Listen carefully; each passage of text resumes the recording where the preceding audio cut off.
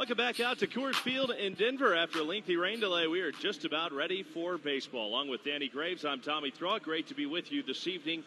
A little soggy tonight here in Denver, but we're just about ready to get it started.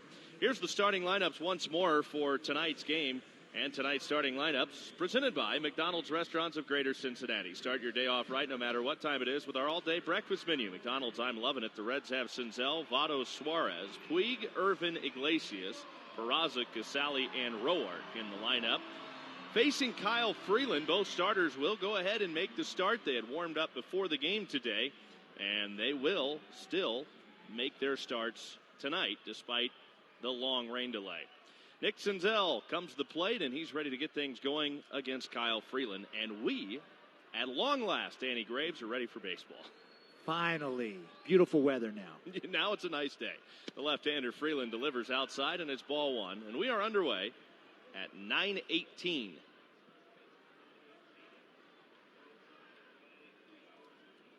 The delay was 3 hours and 8 minutes. And now Senzel fouls it away. 74 degrees at first pitch at 9:18. Tonight's first pitch presented by Belterra Park, Cincinnati. One amazing place to play. So 1 ball, 1 strike count on Nick Senzel. Senzel hitting .259 with 8 homers. 27 knocked in, and the left-hander Freeland home with a 1-1 pitch, and he misses down and away. Kyle Freeland was the Rockies' opening day starter, and he's coming off a remarkable season. Last year, he finished 4th in the National League in Cy Young voting. This year, it has not been the same story. Here's the 2-1. And Senzel takes a strike called over the outside corner. That levels the count. It's 2 balls and 2 strikes. Freeland was demoted to AAA Albuquerque after just a tumultuous start. I mean, he spent nearly 6 weeks in AAA. Here's the 2-2 pitch. And Senzel swings and hits one weakly towards third. Barehanded by Arenado. The throw, not in time. Senzel using his speed to beat it out. But a fine effort by the Rockies' third baseman.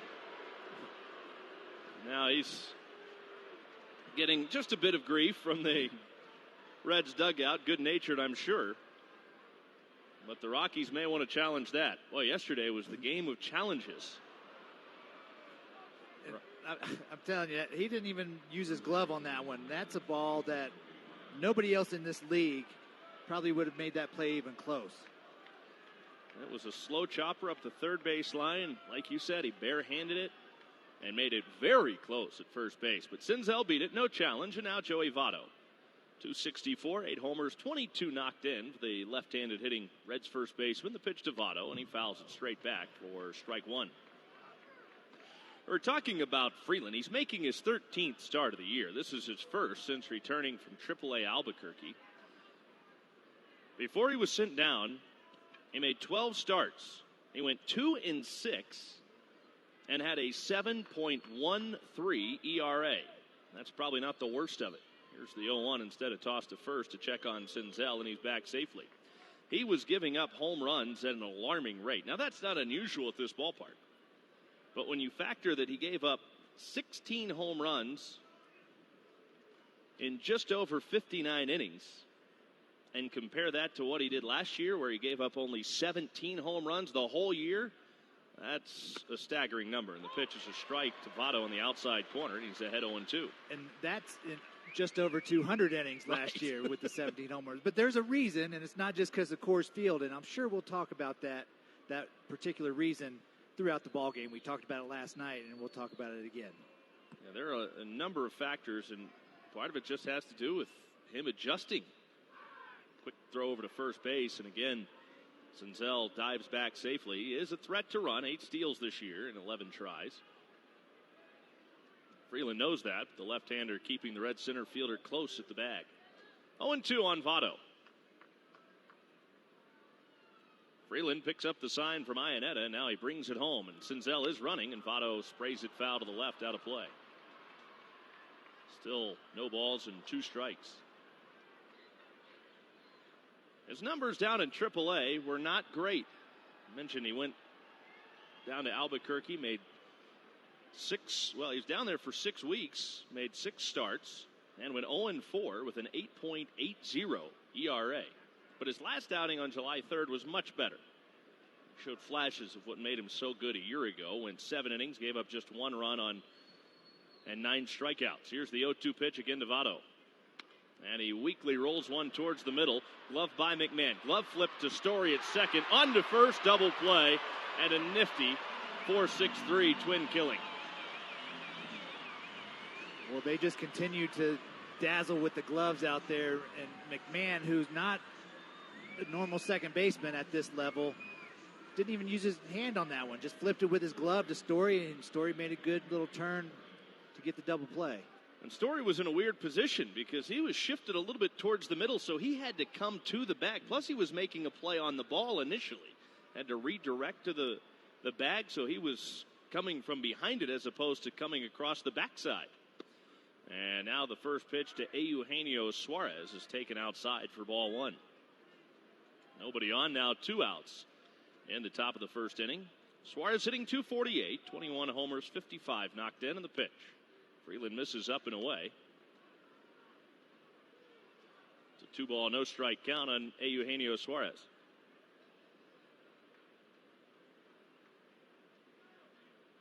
Left-hander Freeland ready. His pitch. Suarez swings and misses. Now 2-1. The Reds' third baseman.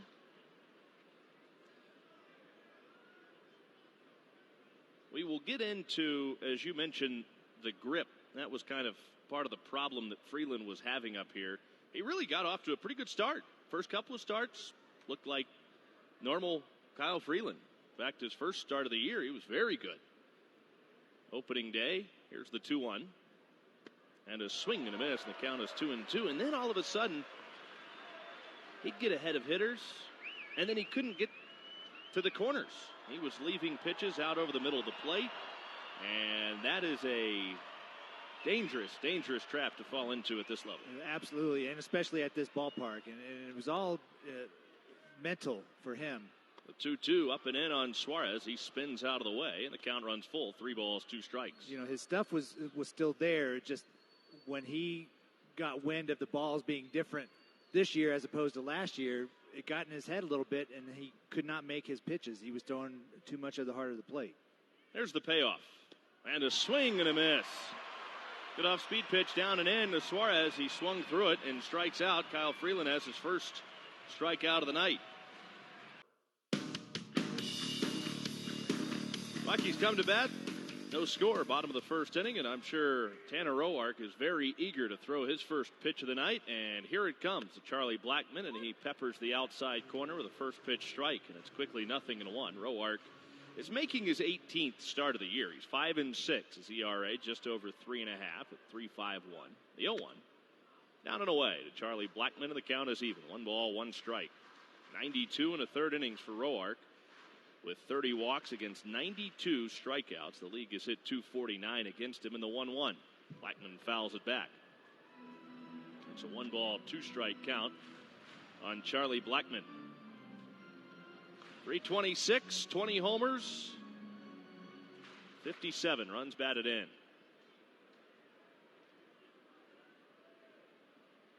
Here's the 1-2 pitch, and that misses high and outside. Count levels, it's 2 balls, 2 strikes on Blackmon.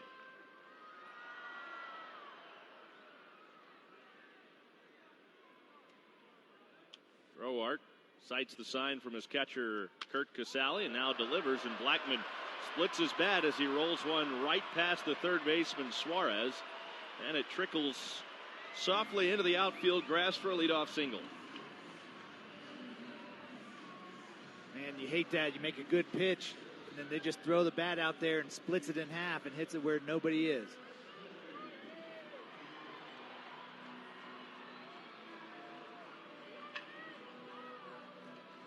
So he's aboard with a leadoff single after wearing the collar last night with a couple of strikeouts. And now the batter is Trevor Story. And like you said, you make a good pitch. He didn't get a good swing on it. Broke his bat, but the Reds were shifted to Blackmon's pull side, a left-handed hitter, vacating the left side of the infield. And it bled through for a base hit. Trevor Story's at 288 as he looks at a first pitch fastball off the plate outside for ball one. Story wore the collar also with 3 strikeouts. He flew out in the only at bat. He didn't strike out. Roark comes set. Belt high set and the 0-1 pitch. Swing and a miss. And that's a good pitch right there. That's a hole for Trevor Story. It's got to be just high enough up at the top of the strike zone to get him to swing and miss.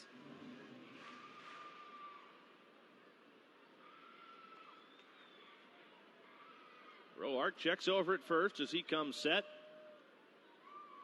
And he'll make a move over to check on Blackman, who dives back in safely. Blackman, though he's the Rockies' leadoff hitter, has just a couple of stolen bases this year in 4 tries. Not a huge stolen base threat over there as he inches back out to his lead. And he used to be a stolen base threat, but he just stopped running the last couple years. Here's the 1-1 pitch, and Story sends a fly ball down the left field line towards the corner. Going back on it, onto the warning track is Phillip Ervin. He makes the catch. Blackman headed into second, and he will make it ahead of the throw from Ervin. Alert base running there by Charlie Blackman. Now, Ervin wasn't exactly sure of himself as he went back on that fly ball.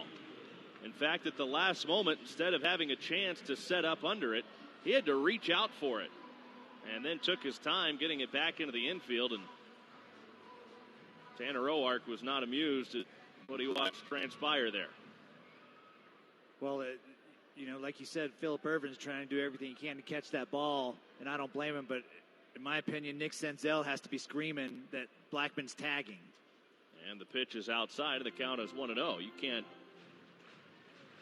as an outfielder, be expected to check the runner while you're waiting on the fly ball, can you? Exactly. You have to keep your eye on the ball. You learn that from first day of T-ball. Keep your eye on the ball. 1 ball, no strikes on David Dahl, and the pitch. It's a breaking ball that misses down and in. Watching Tanner Roark on the replay, he was trying to yell out there that he's tagging, but obviously in a big stadium like this with a packed house, you're not going to hear the pitcher out there telling you that he's tagging. We talked about the crowd. There's still a lot of people that have stuck around after a rain delay that eclipsed 3 hours. The 2-0 pitch. And that's taken too low. It's a 3-ball, no strike count on David Dahl. Saturday night, they had plans to come to the baseball game. That's right. So what else are you going to do? What else are you going to do? A lot of places close at like 10 o'clock here. Yeah. Certain places. Here's the 3-0. There's a ground ball through the right side for a base hit. Puig comes up throwing, and the throw will go to first base behind the runner, and David Dahl is going to move into second. I don't think that throw was meant to go to first. I think the ball slipped out of Puig's hand. Blackman will score, and the Rockies take a 1-0 first inning lead. It either slipped out of his hand or he tried to stop the throw, and then it just came out. Boy, it must have slipped out of his hand. He threw it almost straight into the ground. It'll be a base hit for David Dahl. He will get credit for an RBI because Charlie Blackman never stopped running. I assume that will be an E9. It will, that allows David Dahl to move into second base. Now Nolan Arenado takes a first pitch fastball off the plate for ball 1. And Puig loves every chance he can get to show off his arm. And it's possible there, too. There's a few factors at play. As Roark gets ready with the 1-0 pitch, and here it comes. And this ball is scorched down the left field line. It's got enough if it's fair, and it is fair. That's a 2-run home run for Nolan Arenado. And the Rockies have put 3 up in the first against Tanner Roark.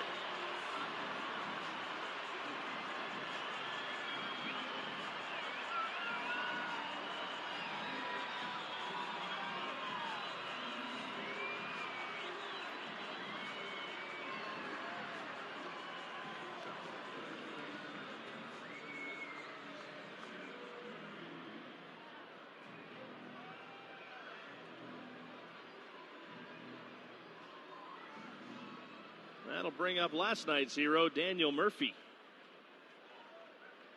Murphy hit the go-ahead home run in the bottom of the 8th inning, which proved to be the difference maker in the Rockies' 3-2 win. He fouls the first pitch back against Roark for strike one.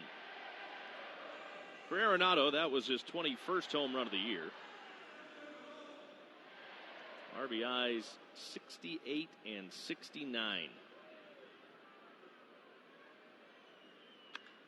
And now Murphy belts one to deep right field, and that's high off the wall. It caroms back away from Puig. Senzel over from center to pick it up, but Murphy's into second base with a one-out double. And right now, the Rockies are getting some really good swings against Tanner Roark.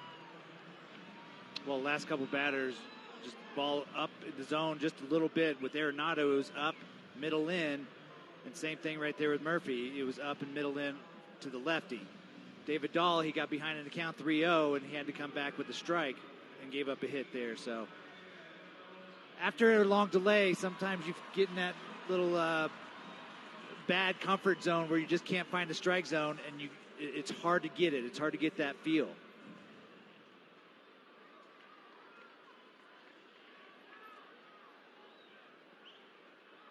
Now that'll bring up Raimel Tapia.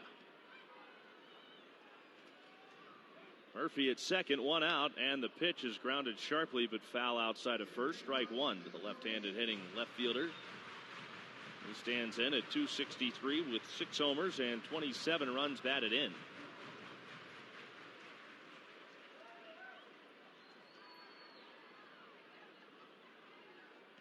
Roark through the signs with Casali, and he sets and deals the 0-1 pitch. And it just missed low over the inner half of the plate. You know, the whole mindset, too, as a pitcher here is even if you give up some runs in the first inning, you know how this ballpark plays, right, and you know how your offense can put up some numbers and do some damage in a hurry. And there is a long way to go in this game. The pitch fouled away. 1 ball, 2 strikes on Raimel Tapia.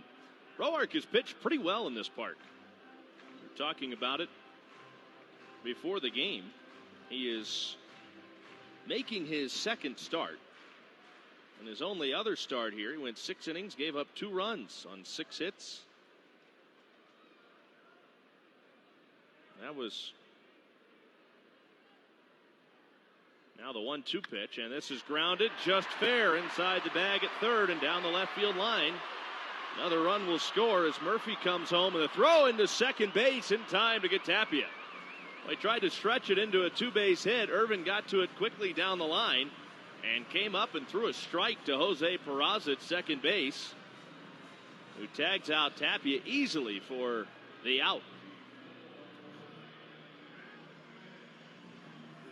Great read there by Phillip Ervin, not even to think about trying to throw that ball to home to get Murphy out.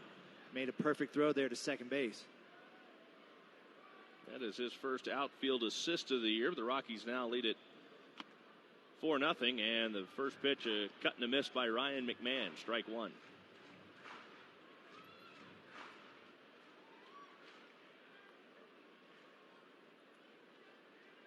Roark home with it, and he misses down with the breaking ball, and it's 1-1. Are you seeing anything in particular that stands out that Roark's having trouble with here in this first? Well, it looks like his fastball's cutting a little more than it typically does. When he has good movement, it's where it's running into a righty away from a lefty. Some of his fastballs that are 92, 93, he's coming across, so they're cutting right over the middle of the plate.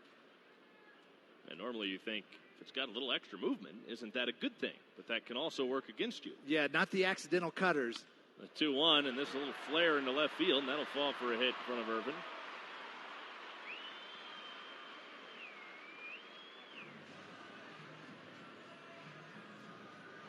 Ryan McMahon has the Rockies' 6th hit of the inning.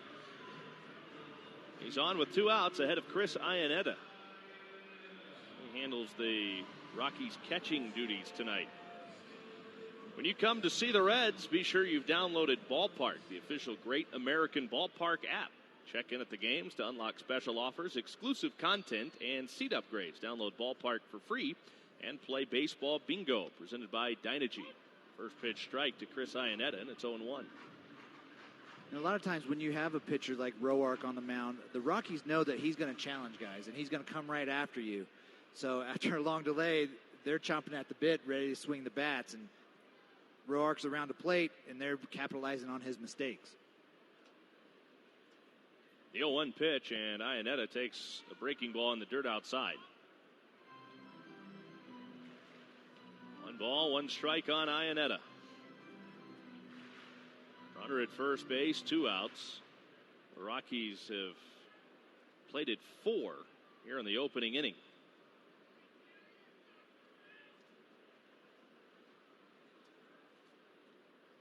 Roark ready. The 1-1 pitch. And it's taken too high. 2 balls and a strike.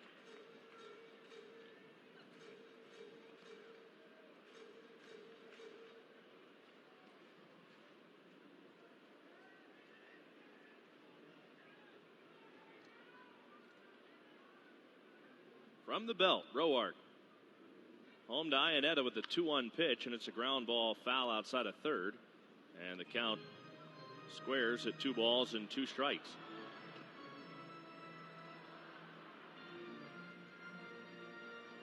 He has allowed 4 singles, a home run, and a double in this first. He's only retired 1 batter, and that was Trevor Story with the fly out of the warning track and left. The 2-2 pitch, and it's fouled away right side. And the second out was Tapia trying to stretch his single into a double, and Phillip Ervin threw him out with a strike to second. It's turned into a pretty pleasant evening here at Coors Field.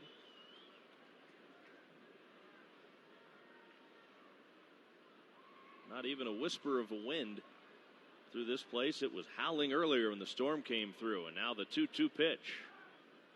Breaking ball, weakly hit towards short.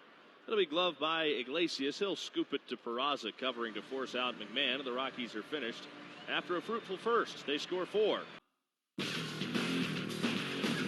Reds with an early hole to dig out of, trailing the Rockies 4-0 at the end of 1 inning. The Reds will send up the middle of the order. Yasiel Puig, Phillip Ervin, and Jose Iglesias against Kyle Freeland, who looked pretty good in the first. He gave up a leadoff single to Nick Senzel, but quickly got a double play and closed out the inning with a strikeout.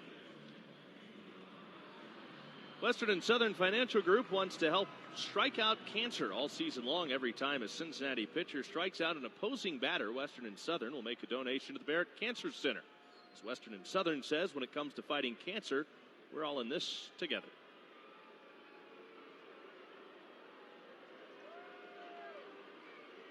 So here is Puig. Right-handed hitter, left-handed pitcher Freeland, and he steps back and kicks and fires. First pitch is a strike over the outside corner. Freeland will come at you with a 5-pitch mix, and he can put a little wrinkle on each of those offerings that he has. And when he's at his best, he'll locate both sides of the plate. The 0-1 pitch, and he takes a little low. He got away from that for a while, though. That was part of what gave him problems early in the season. He went down and he was told, don't worry about the results, worry about the process. Well, he was down in AAA Albuquerque. It's so much easier said than done, though, isn't it? Oh, boy. Here's the 1-1 pitch. And Puig weakly taps one towards Arenado at third, and he won't have a play, which is a rare phrase about Nolan Arenado. But he doesn't. Yasiel Puig has himself a swinging bunt infield single up the third base line. He kicked it. They should give him an error. That's right. E5, isn't it? Like, he literally kicked it. He did. Tried to play a little hacky sack with it. Now Phillip Ervin with Puig on at first for the second straight inning to open the game. The Reds have their leadoff man aboard. See if they can cash in here in the second. The pitch to Ervin. And he takes a fastball way high, and it's 1-0. In limited time with the Reds this year, Ervin's hitting pretty well, 280. Home run, 6 RBIs. He had a 6-game hit streak working, but since he snapped it, he struck out in his last 3 at-bats. Freeland home to Ervin. He takes up and in and leans out of the way of ball 2. You know, out of the windup, Freeland has that little hesitation, that pause when he brings his front leg up on his delivery. Now see if the Reds can start getting to him out of the stretch where he can't always have that pause. The pitch, and Ervin takes too far in, and he jumps ahead. 3 balls and no strikes.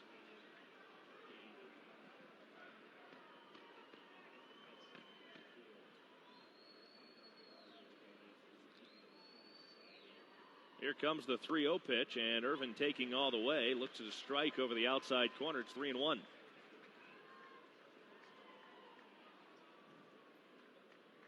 Three balls, 1 strike on Ervin. Puig at first, nobody out. Rockies are up 4. Freeland to the plate with a 3-1, and Ervin a big swing, but he pulls it foul into the Reds' third base dugout. Full count.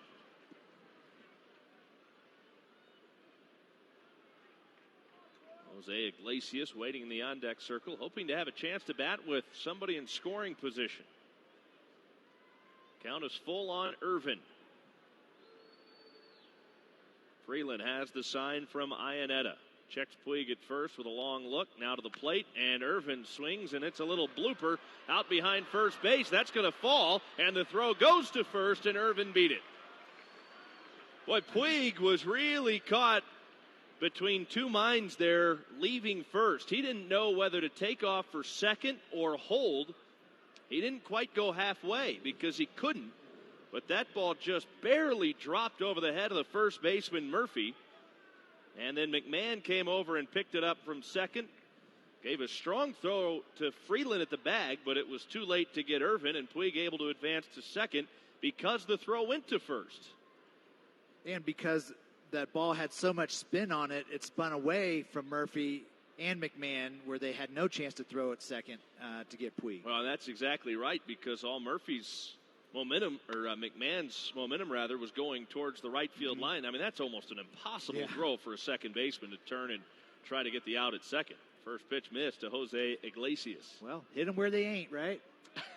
That was right where they ain't. First and second. Nobody out. See if the Reds can cash in. Down an early 4-run deficit. The pitch. 1-0 in for a strike. Iglesias is 7th in the National League, batting with runners in scoring position.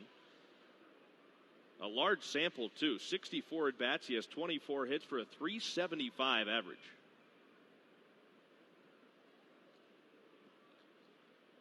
Puig's at second base. Ervin's at first, and the 1-1 pitch. And that one's hit right back to the pitcher. Freeland goes to third. One across to first, and it pulls Murphy off the bag. He missed Iglesias with the swipe tag, but they do erase the lead runner. Now 1 out, still runners at first and second base. It'll be a fielder's choice, 1-5 to get the out at third base on Puig. And that's the wrong play from Freeland. We thank him for that. The play right there, 4-0, is throw that ball to second, get the double play, 1-6-3. That's an easier turn as opposed to 1-5-3, even though Nolan Arenado is at third. Right. 2 on, now 1 out, and the batter's Jose Peraza. He's starting to swing the bat a little bit better. Overall, just .222 on the year. Here's the first pitch to him, and he fouls it back for strike 1. But in his last 19 starts, the average up closer to 300 at .292. Handful of doubles in there, a home run, 9 RBIs. He's got a chance to drive in a run here. Of course, Peraza coming off that big year a season ago. He's been moved to second base this year after playing short last year. Now the 0-1 pop foul. And he's down to the count, no balls and 2 strikes.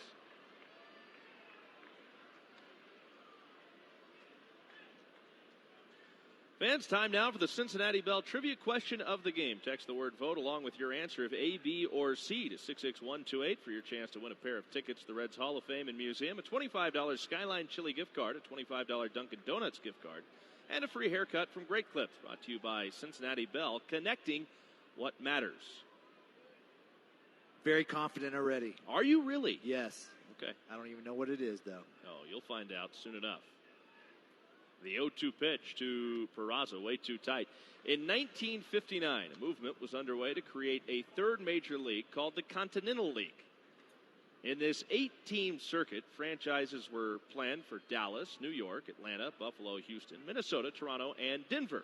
Who was the leader of the group that was going to run the Denver franchise? Was it A, Warren Giles, B, Bob Howsam, and there's a liner into right. That's a base hit. Around third, here comes Ervin. He'll score, and around to third base goes Iglesias. It's an RBI single for Jose Peraza. The Reds are on the board. It's now 4-1. And that's what happens here. A little hit here, a little hit there. And you put a couple runs on the board. Next thing you know, you're right back in this game. Jose Peraza delivered the Reds' first run of the game. The first run was delivered to you by Integrity Express Logistics, a grand slam for all your freight plays. Visit IELfreight.com. All right, back to that trivia question. Your options are A, Warren Giles, B, Bob Howsam, or C, Branch Rickey. Are you making this up? Do you need the question again? No. I actually know the answer to this. Here's the pitch to Casale in there for a strike called, and it's 0-1. I know it too, and I'm very confident. It's B, Bob Howsam. Wow, you're very confident. Very. You just asked if I was making this up on the fly, and now you're all of a sudden confident in your answer. Yes. That makes no sense. 0. First and third, one out the pitch. And there's a liner into right field, but right at Charlie Blackmon. The catch is made. Tagging at third, Iglesias. Throw to the plate, not in time. Sacrifice fly to right for Kurt Casale, and the Reds have cut this Rockies lead in half. It's now 4-2. Heads up base running by Iglesias. That ball was stung to right, and Blackmon has a good throwing arm. A couple of outfield assists this year, and he threw that one on one hop to the plate, but Iglesias beat the throw, and the Reds have plated 2 in the second inning.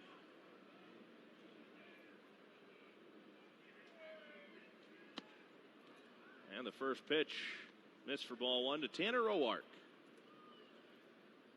Hitting 154 on the season. 26 at bats. He has 4 hits. Peraza still at first, 2 outs. Freeland to the plate, and Roark swings and misses the pitch up and away. It's 1-1. All right, well, you'll have a chance to change your answer later in the game if you decide that made-up question. Why would I change my answer when I'm so confident? I think you're bluffing right now, but that's just me. I'm not a good card player. I would call your bluff. Here's the 1-1. Down and in, 2-1 on Roark.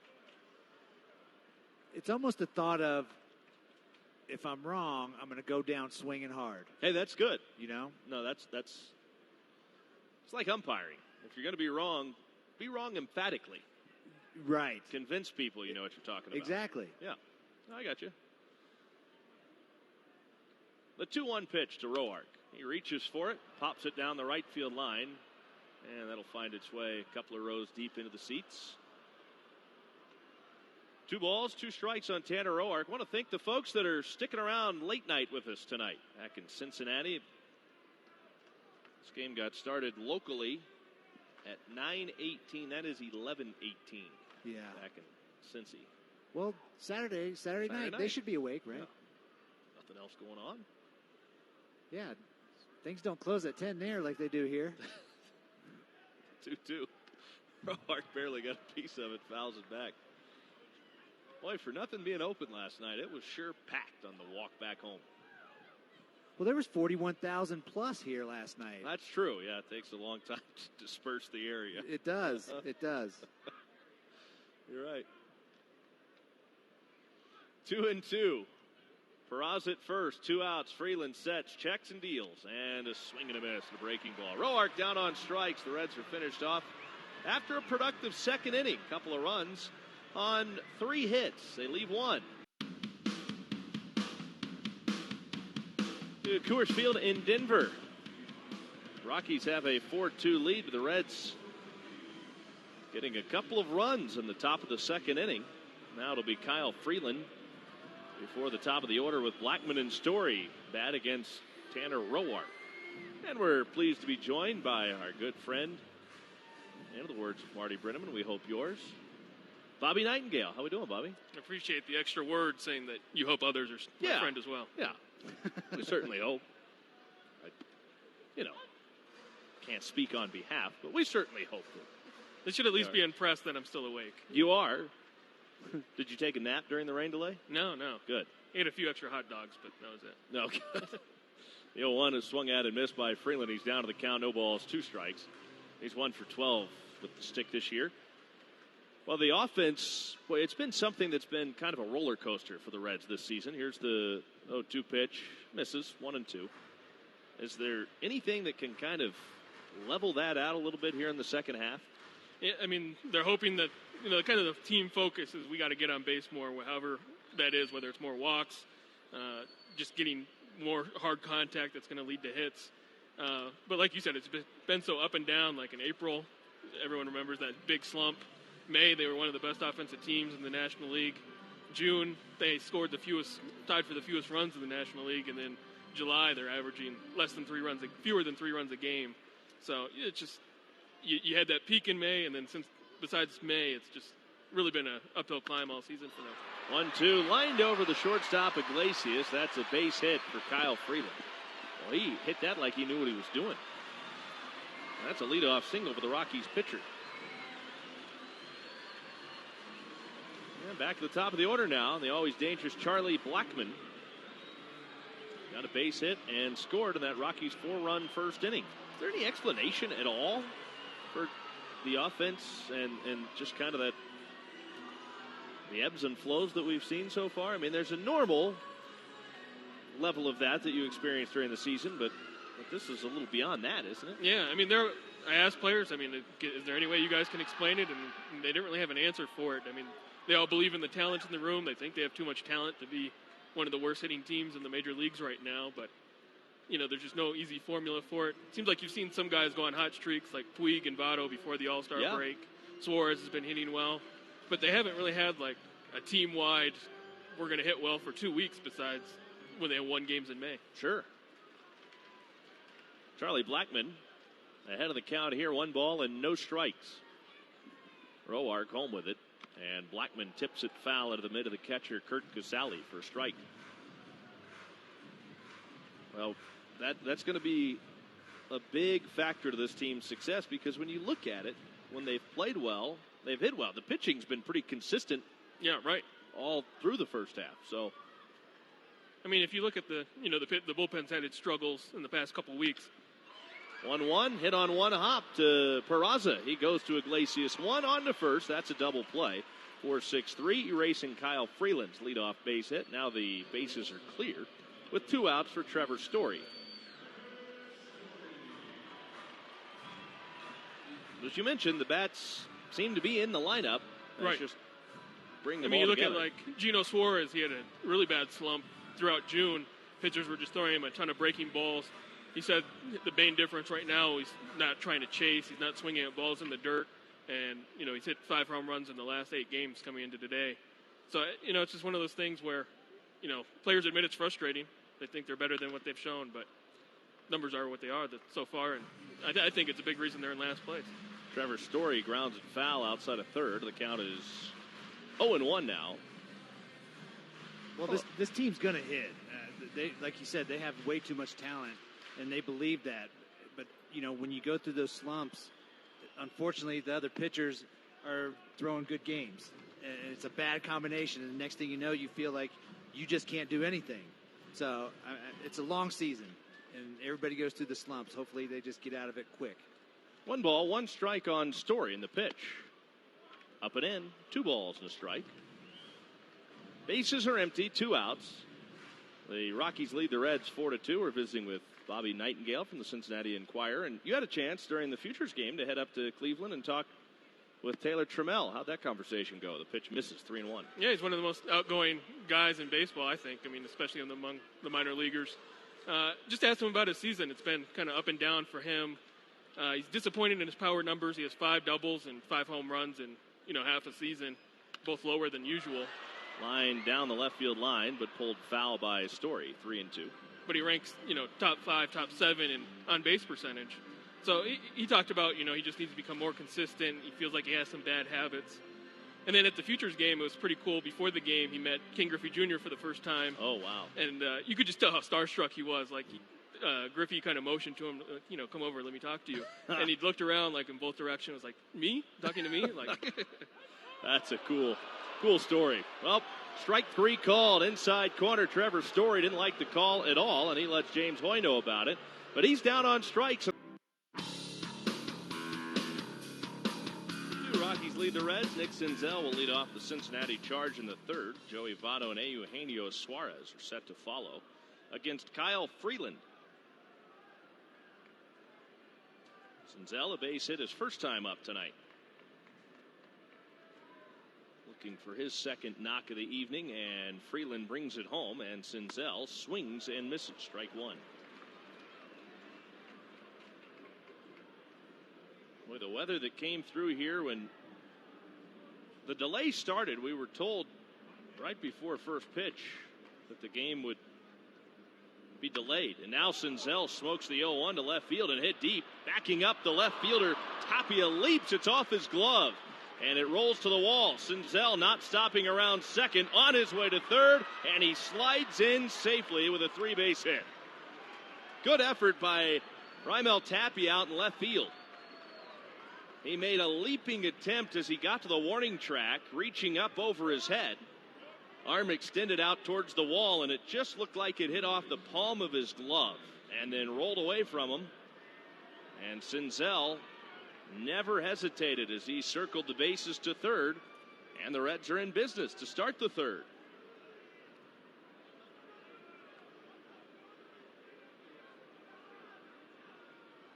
Now Joey Votto takes a first pitch breaking ball for a strike. It's 0-1. And that just reminds you how much territory is out here in the outfield, because that's a ball just over the left fielder's head, and you can still get a triple on that. And it did not go far away from him after he missed it. The 0-1 to Votto. And that's sharply hit between short and third into left center. A base hit scoring Senzel. And Joey Votto has an RBI single. The Reds are down just 1 now. It's 4-3 Rockies. 23rd RBI of the year for Joey Votto. Going back to what you're talking about a moment ago with the real estate here, I think everybody thinks big ballpark means pitcher-friendly park. Obviously, everybody knows that it's a big park to try to control the home runs as best as possible because the ball flies in the thin air. But a big ballpark can also be hitter-friendly for doubles and gaps hitters. Yeah. And Suarez fouls the first pitch back, strike 1. What a lot of people consider the most exciting play in baseball, the triple. I mean, I definitely like watching guys run for the triple, and watching Senzel with the long strides. I mean, this is a perfect ballpark for triples. 0-1 on Suarez. Votto's at first, nobody out, 4-3, Rockies leading. Suarez a straight up and down stance. Here's the 0-1. And the pitch taken low and outside, 1-1. Rockies load up the left side against Suarez, and with Murphy holding Votto at first base, the right side's wide open for the right-handed hitting third baseman. Freeland to the plate. And the 1-1 fouled over by the Reds' third base dugout, 1-2. Strikeout swinging his first time up, 1 of 2. Kyle Freeland strikeouts.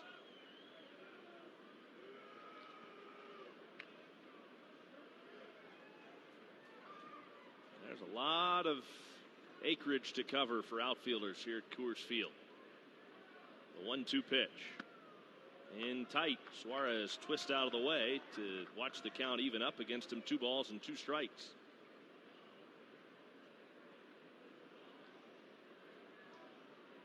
Kyle Freeland, a Denver native, went to Thomas Jefferson High School before he went on to the University of Evansville and eventually became a first-round pick of the Rockies. 2014. He was the 8th overall selection. The 2-2 pitch to Suarez, and a swing and a miss. He just pulled the string on him, used a changeup, and he had Suarez swinging right through it.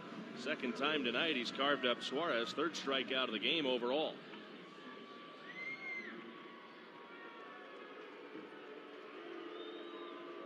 And now Yasiel Puig.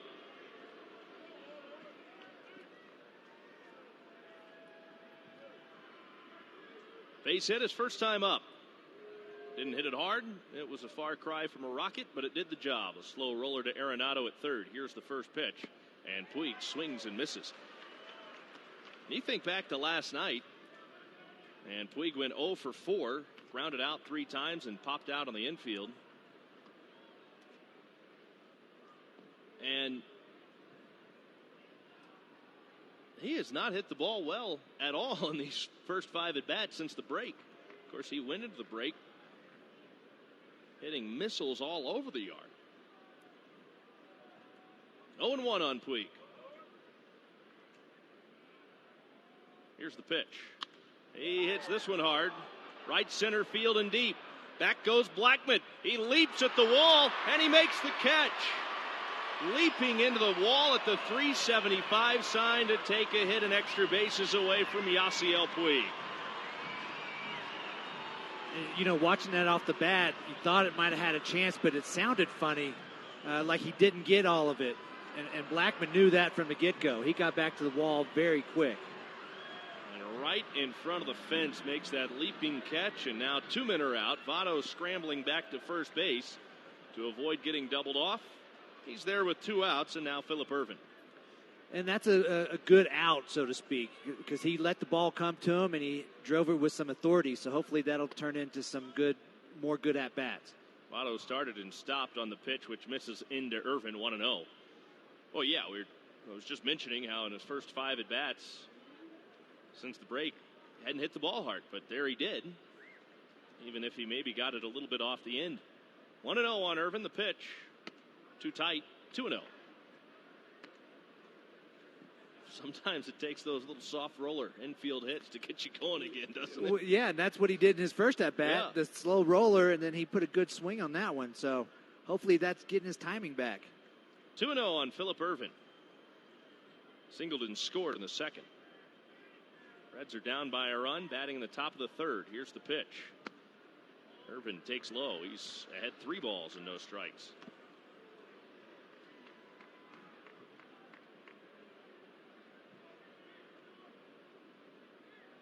Left-handed pitcher, right-handed hitter.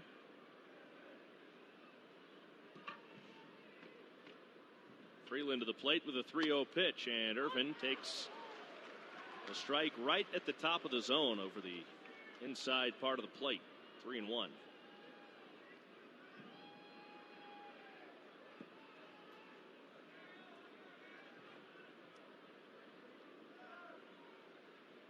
Here's the 3-1 pitch. And it's a strike over the outside corner. And it's a full count. 3-2 now. Well, in the few full counts that he's had, Freeland has gone to that little cutter to try to get guys out and got some guys to chase it. So I'd be looking for it here if I'm Ervin.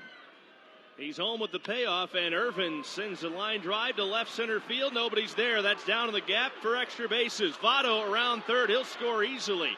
It gets by Dahl. Ervin around second, and he's into third standing with an RBI triple, and this game is tied at 4.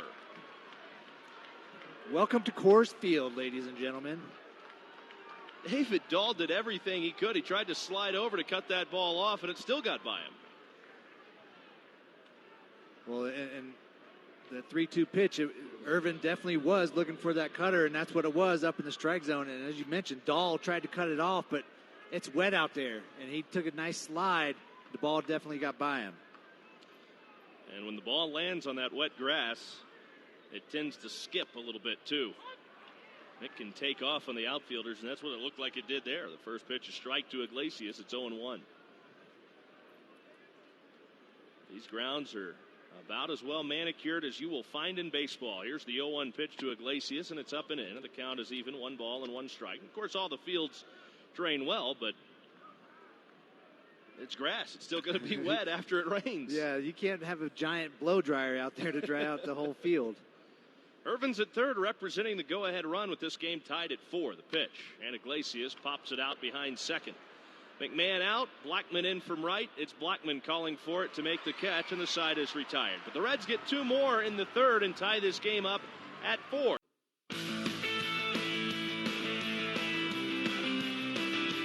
This game's all of a sudden tied up at 4-side as the Rockies come to bat in the bottom of the third inning with David Dahl leading things off. And he takes a first pitch breaking ball low from Tanner Roark, and it's 1-0. Let him off the curveball, and Roark gave up a leadoff single to the Rockies pitcher Kyle Freeland in the second. Quickly got a double play and a strikeout, looking to squelch any thought of a Rocky threat after they put up 4 against Roark, ambushing him in the first inning. Dahl fouls the pitch away. The left side, 1 ball, 1 strike. They took a page out of the Reds book in the first. Dahl swings and taps it over by the on-deck hitter, Nolan Arenado. But that's just experience from Tanner Roark. He knows about this ballpark. He's pitched in this ballpark. He's been around for a long time. And he's right back out there getting right after it again. And now this pitch is well hit to left. Ervin going back. It's over his head and off the wall. He comes back to play the carom. Dahl's into second base. The throw goes to third, and that'll be a leadoff double for David Dahl.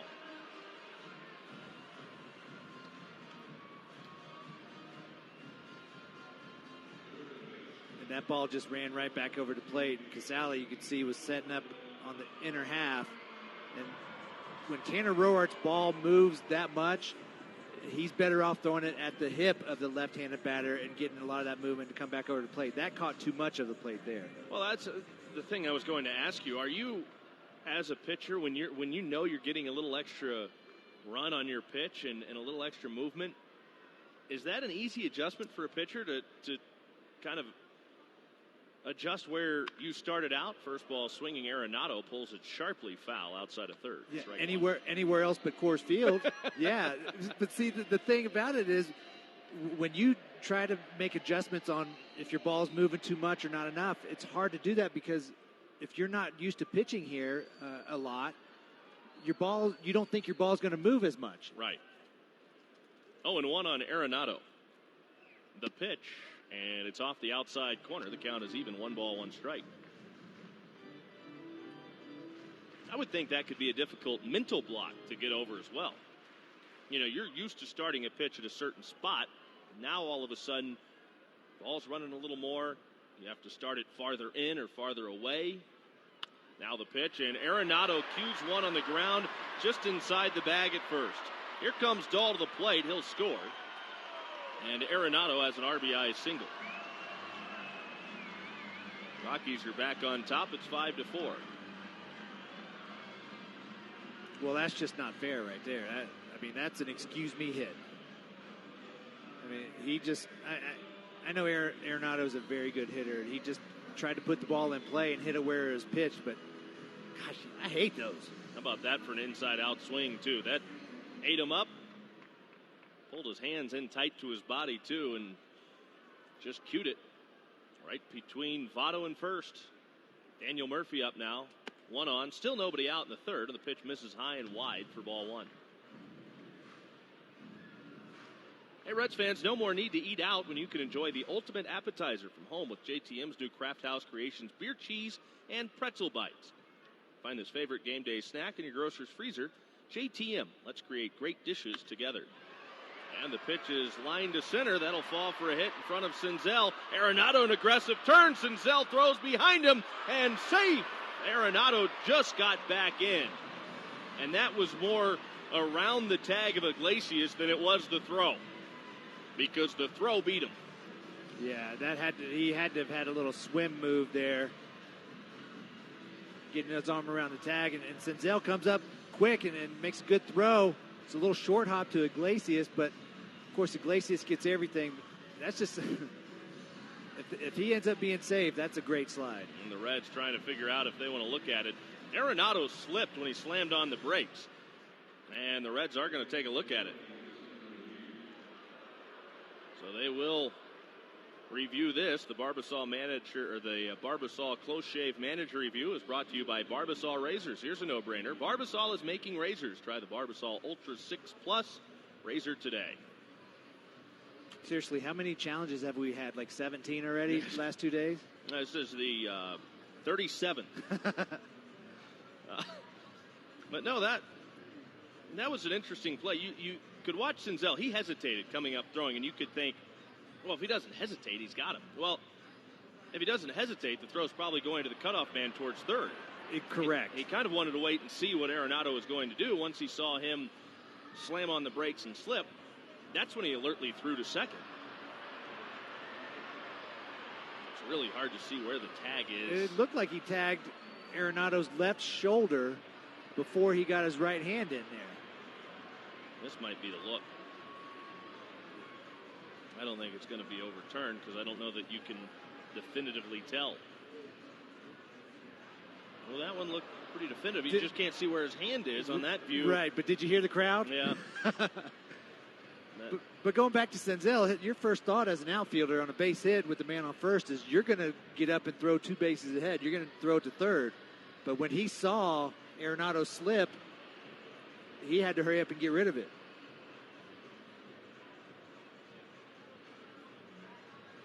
The crowd thinks he's out. I think he's out because you can combine the two looks, the one from the outfield looking back into the one from first base.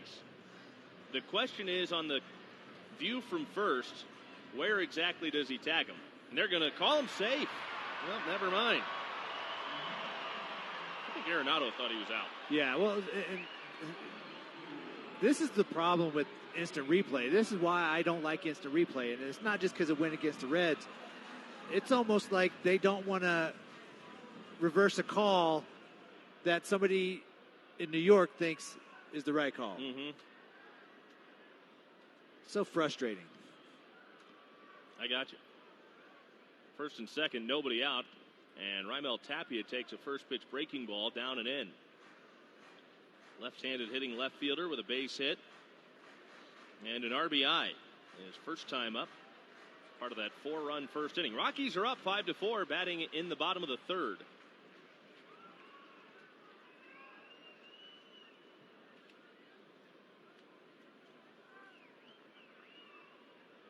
Roark from the belt. Peeks back at second base, and he deals the 1-0 pitch. And Tapia fouls it straight back. 1 ball, 1 strike.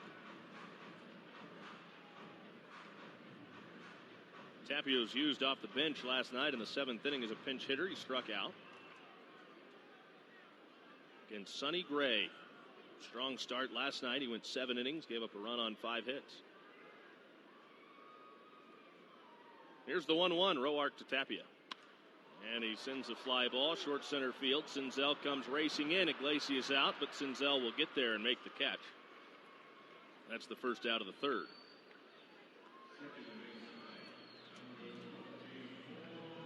Now Roark can look at a double play ball to get out of this inning. Talking earlier about the weather that came through here and how unique it was because the storm popped up before the game. It wasn't raining. In fact, the skies barely looked cloudy.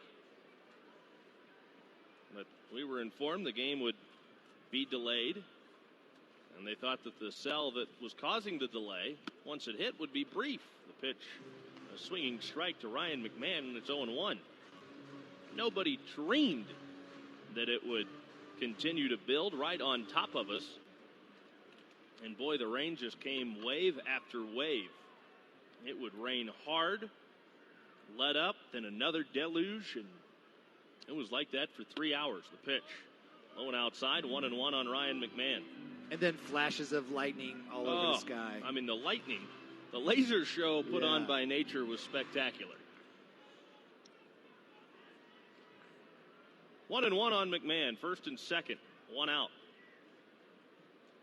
Roark from the belt checks the runners and deals the 1-1 pitch, and it's fouled back 1-2.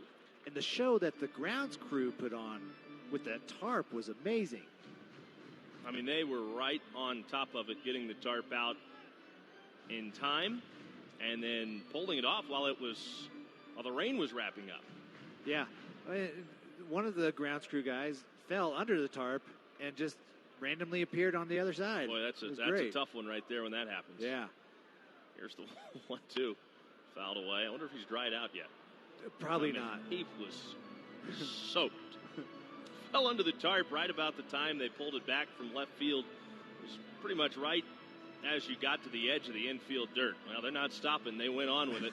And he came crawling out the backside of it, and he was right in the puddle where the tarp had drained and left. But he got a standing ovation. He did. Boy, they were cheering everything during the delay. The 1-2 ground ball to first. Votto backhand pick to Iglesias at second one. Back to Roark at first in time. That's a nifty 3-6-1 inning-ending double play. The Rockies get one and reclaim the lead. It's 5-4 as this game moves to the fourth on the Cincinnati Bell Reds Radio Network. 5-4, Rockies lead the Reds as we go to the top of the fourth inning along with Danny Graves and our engineer Bob Greenfield. Our studio producer today is Taryn Bland. I'm Tommy Thraw. Great to have you with us at Coors Field in Denver. Stay awake for us. Appreciate you staying up. Boy, we got Taryn working overtime back in the network studios tonight. I know. Hope he doesn't have an early shift tomorrow. Here's the first pitch to Jose Peraza, and it's pulled foul outside of third, strike one. Peraza, base hit, and a run batted in. He got the Reds on the board with his single that drove in Phillip Ervin in that second.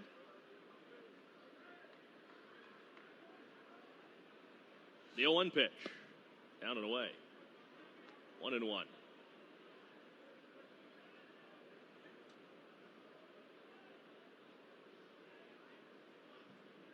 Peraza, Casali, Roark. They're the do-ups in this fourth. Freeland home with a 1-1. Swing and a miss. A little hesitation in his delivery, and then he fired a changeup to the plate. And he had Peraza swinging right over it. Ball and 2 strikes.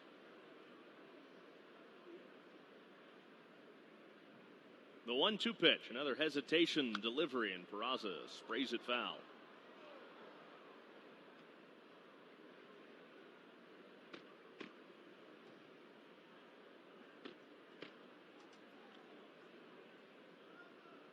A lot of folks have stuck around during that delay. There's the 1-2. And Peraza sends a fly ball to right center field and hit pretty well. Back it goes, and it's high off the right center field wall. Peraza's not going to stop around second. He's on his way to third, and now the throw to third gets away. But it's backed up by Freeland.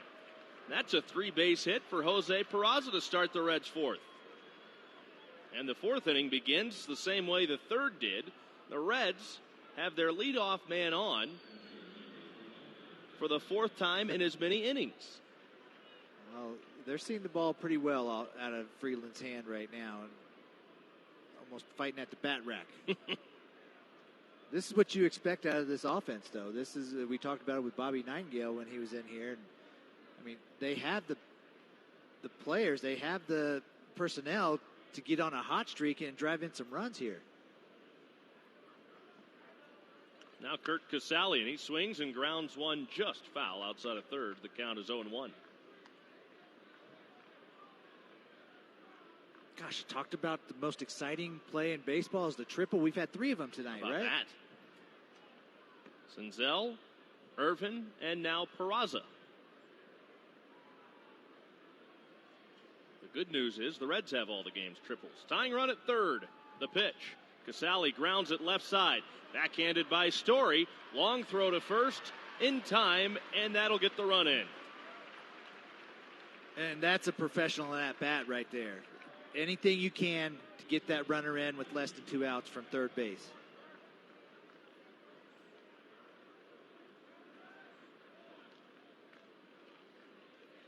That'll bring up Tanner Roark. That's the second RBI of the night for Kurt Casali without a hit.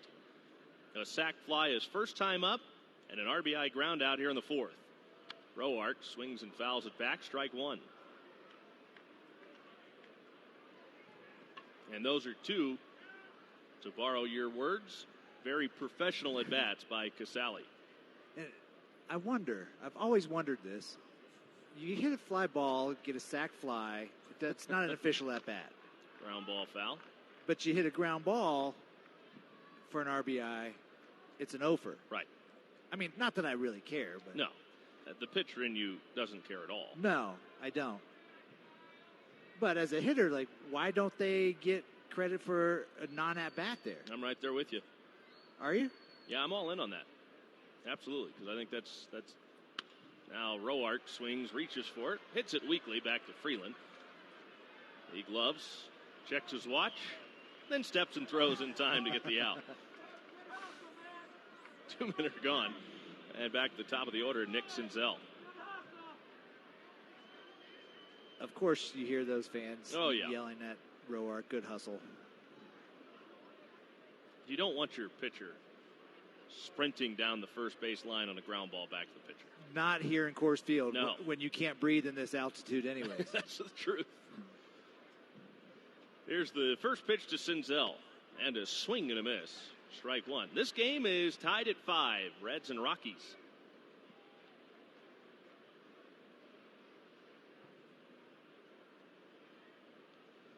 Well, if you have never made a trip out to Denver, this park is worth it.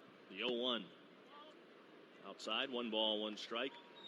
When this one's built, you could tell that it was a timeless park. And boy, has it withstood the test of time. Hard to believe it's the 3rd oldest park in the National League. The 1-1. And Senzel sends a fly ball down the right field line. Blackman can't get it. That's into the right field corner, kicking around. Senzel not stopping at second. On his way to third. He's in standing. It's his 2nd triple in as many at-bats, and he's 3 for 3 tonight.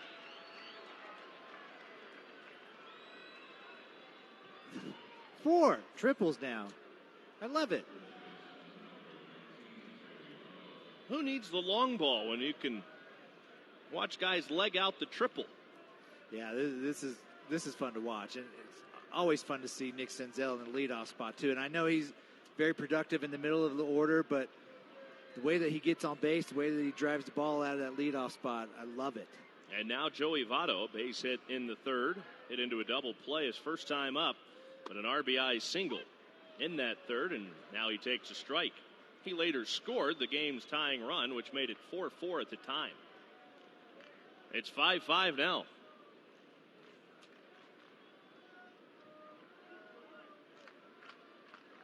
Freeland ready. And the 0-1 to Votto.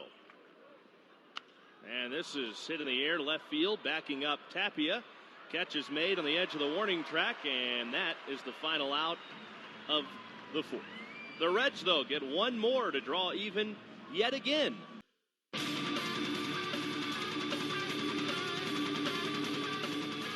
Bottom of the 4th inning, we're tied at 5 here at Coors Field in Denver.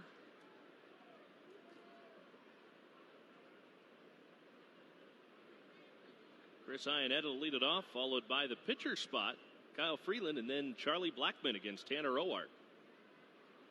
Here's the pitch, and that's a strike over the outside corner to Iannetta. It's 0-1.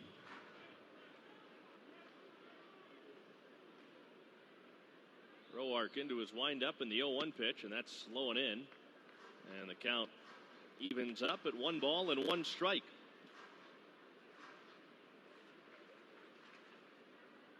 Roark through the signs. He's ready.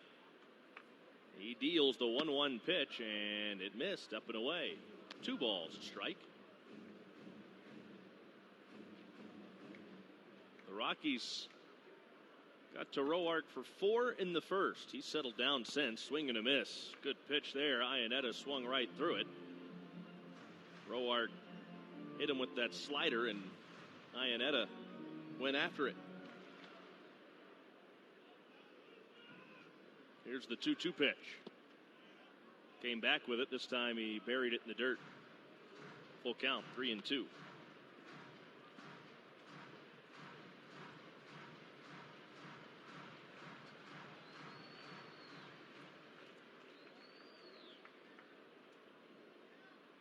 Roark to the plate, and strike 3 called. Got him looking. Came with a two-seam fastball at the top of the zone and locked up Iannetta.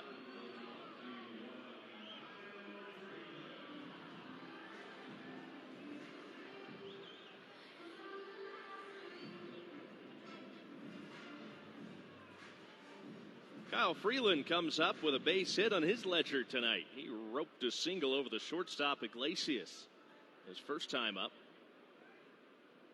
He bats here with nobody on and one man out. The pitch to Freeland, and he bounces it right at the second baseman Peraza. On 2 hops, he fields and throws him out. 2 gone in the 4th. If you're listening today on your car or truck radio, please remember to buckle your safety belt. This message brought to you by the Ohio Department of Public Safety. If you're not buckled up, what's holding you back? Charlie Blackmon, base hit and a run scored and hit into a 4-6-3 double play in the 2nd inning. He also has a stellar catch under his belt tonight on that ball that Puig hit to deep right. The pitch, and that's in too tight for ball 1 to Blackmon.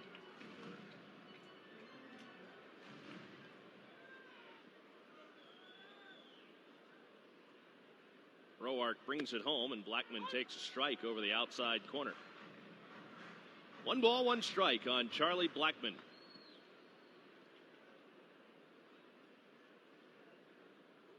The 1-1 pitch, and he pulled it foul.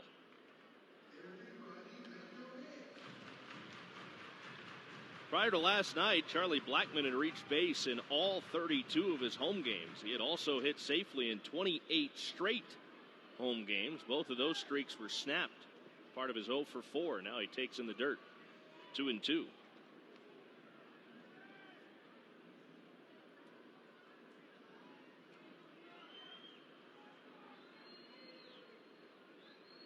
Two balls, 2 strikes on Blackmon.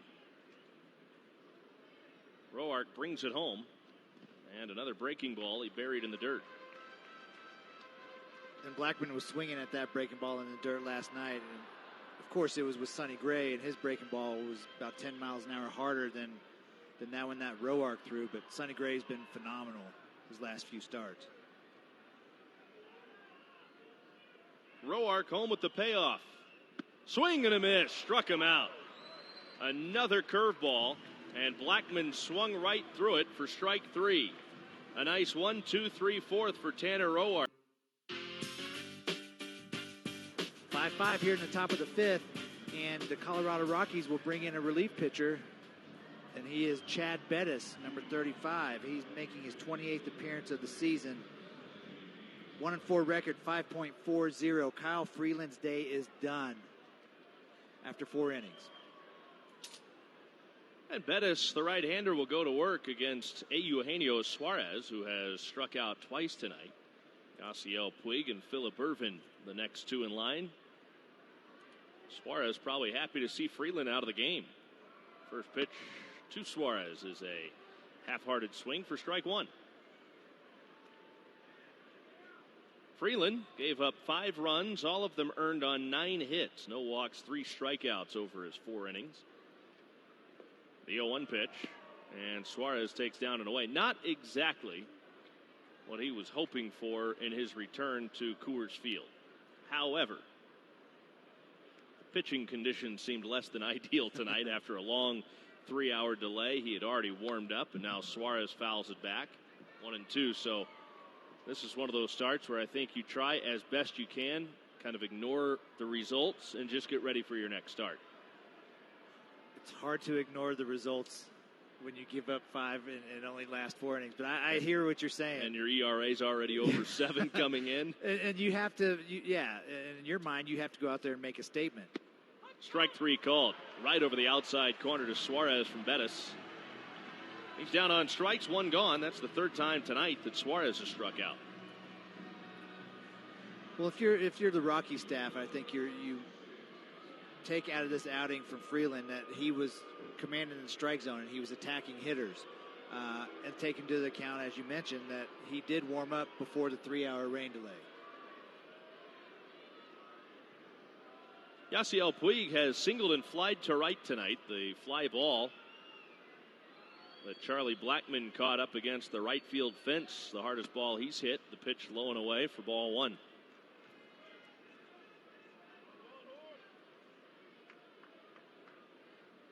Always interesting the reactions he gets on the road. Boy, is he loved in Cincinnati. The 1-0 pitch. This is hit sharply, but off the facing of the Rockies' first base dugout. I just think sometimes different stadiums fans want to boo somebody. Well, you got to have somebody, right? Yeah. Well, yeah, they think they do. I mean, St. Louis never boos anybody, not their opponents. Philly never boos. Right. Yeah. The opponents, they boo their own team. Yeah. 1-1. Socked to center field. Backing up is Dahl to his left. He'll make the catch over the right center field gap. Puig stung that one, but Dahl got a good jump on it. Was able to run it down. Well, he's starting to hit it pretty good again. That's a good sign. Yeah, he had that one on screws right there. First two retired to the fifth inning, and now Phillip Ervin. He's having a good night. Singleton scored in the second. A tripled homer run in the third. At the time, it tied the game at 4. The pitch. And it's a fastball taken high.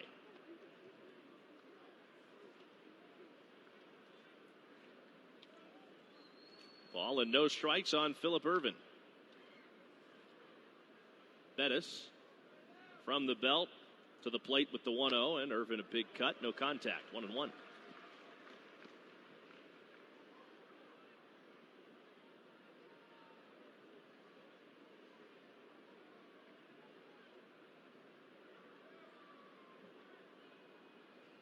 The right-hander's ready, and now the 1-1 pitch. It misses down and away. It's a 2-ball, 1-strike count. We got to figure that Bettis is probably in there to be stretched out here and get this game to the back end of the bullpen. The 2-1. Ervin socks it, but foul, right side. Out of play. 2 balls, 2 strikes. He has gone more than 1 inning of relief 22 times the big leagues. That includes 2 or more frames 18 times. 3 or more just 3 times.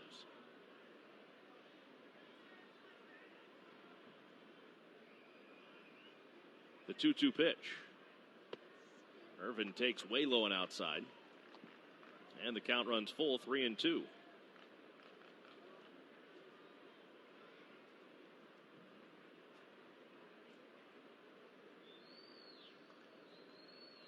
The payoff, and Ervin hits this one sharply on the ground past the shortstop Story into left center. Ervin will make the turn at first, and he'll scoot into second base standing with a 2-out double. Don't look now, but in the 5th inning, Phillip Ervin is a home run shy of the cycle. Single, triple, now a double here in the 5th.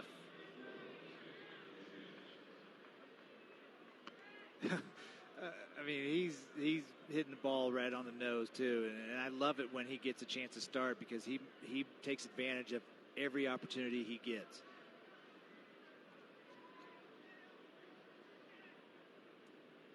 Now Jose Iglesias with the game tied at 5. Iglesias up there with a big RBI chance here. Ervin's at second with 2 away. The pitch. Iglesias takes outside. 1 ball and no strikes. As a Reds team overall, they've been really strong this year with runners in scoring position. Here's the 1-0.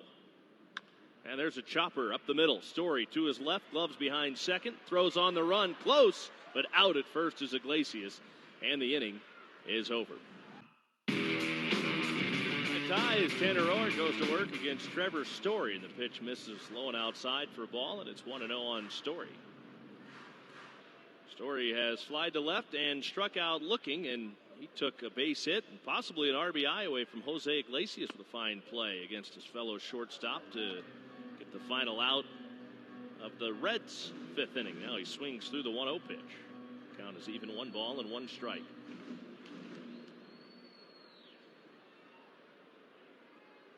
Roark through the signs with his catcher Casali in the 1-1. And that's a strike to Story. 1 ball, 2 strikes. Reds fans at Kroger, it's easy to place your order online and pick up at the store. Try it tomorrow at Kroger.com. A ball and 2 strikes on Trevor Story. Roark nods the sign, and now the 1-2. Fouled away, right side. How about what happened last night in Anaheim? Oh, my goodness. If that isn't one of the best stories, that's going to be the best story in baseball this year. I can't remember anything that compares to it, and I'm sure by this point you've heard. The Angels on the night in which, here's the 1-2 pitch, and this ball is hit high and deep to left. Ervin turns, he looks, and it is gone. Trevor Story with his 20th home run of the year puts the Rockies back on top at 6-5.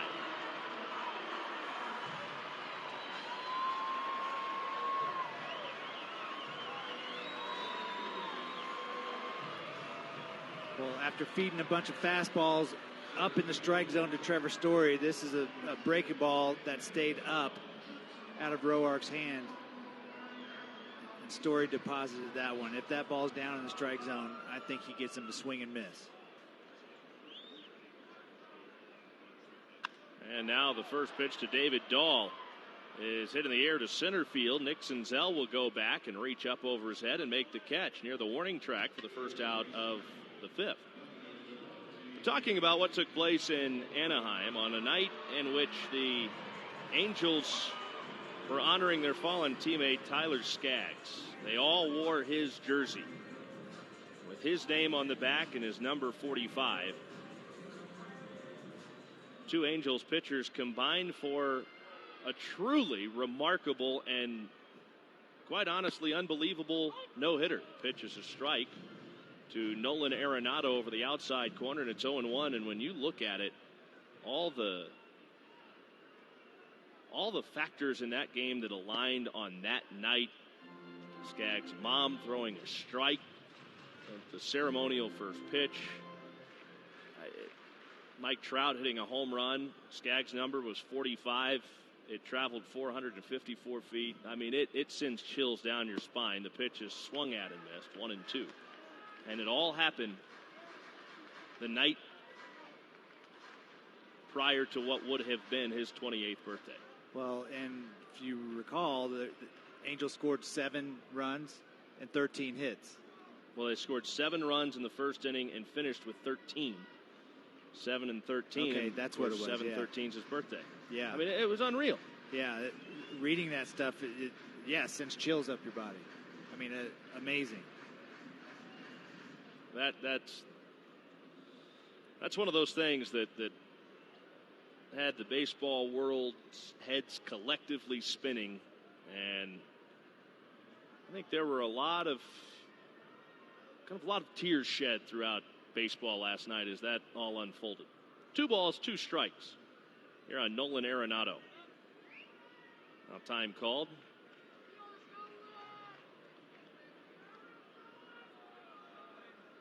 It's amazing how, as fierce as the competition is, the whole game can come together for some special moments. This is popped to shallow right. Here comes Yasiel Puig. He'll move in and make the catch. Arenado is retired, and now 2 men are out in the 5th. Rockies are up 6-5 in the 5th. And the batter is Daniel Murphy. And, you know, I saw a clip of when Tyler Skaggs, when his mother, talking to Brad Osmus after the first pitch, she said that she spoke to Andrew Haney, who caught the first pitch, who was good friends with Tyler, said, should I throw it from the mound or in front of the mound? And Haney told her, well, Tyler would want you to throw it from the mound. And she did, and it was a perfect throw, too. Perfect pitch. A dart. Split the plate. Yeah. I mean, it was fantastic. And that set the tone for the rest of the night. 1 ball, no strikes. The first pitch missing to Daniel Murphy. And listening to Mike Trout speak, I mean, just holding back the tears.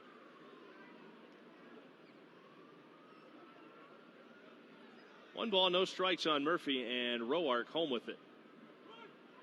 And the pitch misses down and away. 2 balls and no strikes. It was truly surreal. Yeah.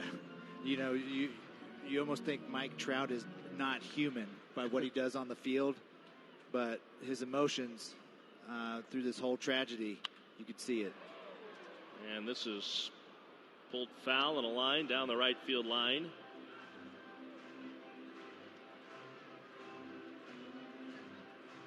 Daniel Murphy has a double and a base hit tonight. He's up with the bases empty and 2 outs in the 5th. The 2-1 pitch. And Murphy sends a fly ball to left. Ervin back at the warning track. Leaps at the wall.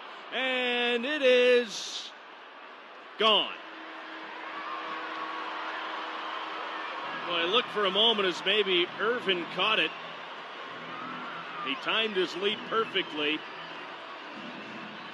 He's still kind of looking back at the crowd.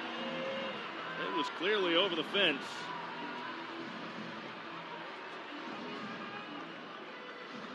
Ervin gave it his best shot.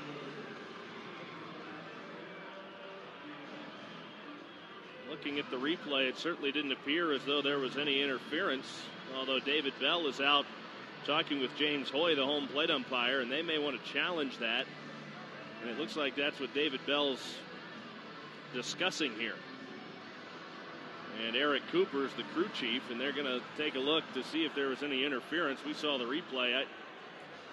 And just to be completely honest, I didn't feel like there was interference on that play. No, from the views that we just saw, it looked like Ervin's glove wasn't even close to the ball when the fan caught it. It was a great effort, but I don't think there was any kind of interference there. But when Murphy hit that ball, I'm thinking that's a pop-up to right. left field, and that ball just kept going. Oh, we know the ball carries here at Coors Field, and it's still a home run, no interference. But it is carrying exceptionally well tonight. Well, I'm with you. I didn't think that ball was hit hard at all. Murphy, who had signed a 2-year deal with the Rockies, had not homered in his home park until last night. The go-ahead home run, which eventually was the game winner in the Rockies' 3-2 win over the Reds, and now he homers again tonight. Now Raimel Tapia.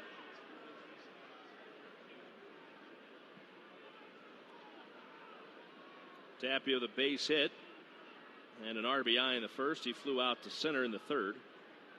Tanner Roark has surrendered 3 home runs tonight to these Rockies hitters. The pitch misses down and away. It's 1-0. And the Reds do not appear to have anybody up in the bullpen right now. Although there is a bit of stirring. Nobody's throwing yet. Roark with the 1-0. Up and away, 2-0. Home run is something that has plagued Tanner Roark in recent starts.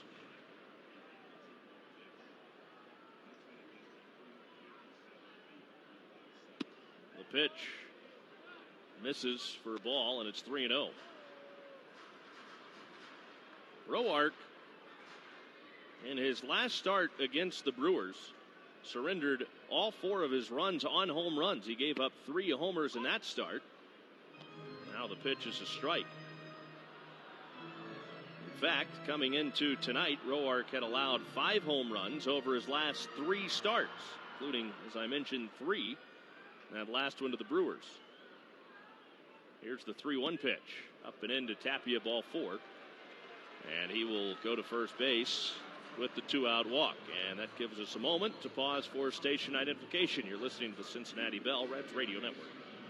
Mostly clear overnight, a low of 69. Mostly sunny Sunday with a chance for an isolated shower or storm, a high of 93. Partly sunny with another slight chance of showers and storms Monday, a high of 92. It's 72 degrees at the home of the Reds. News Radio 700 WLW Cincinnati. With Danny Graves, I'm Tommy Throck. Coors Field in Denver. The Rockies lead the Reds 7-5 as Tanner Roark gets ready to go to work against Ryan McMahon. McMahon has singled tonight and hit into an inning-ending double play, that in the third. Left-handed hitter, right-handed pitcher, Roark to the plate. Instead, he turns again and throws to first. And That could be called by the catcher or dugout to give the bullpen a little time, because there is some stirring out there now. And I do believe it's Jared Hughes loosening.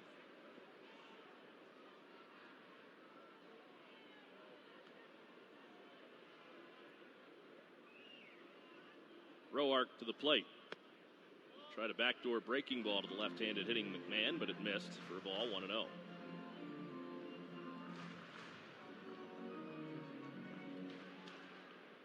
Seven 5. It has been a wild one tonight, Coors Field, and that is a common theme here at this park. The pitch is popped up foul, right side, out of play.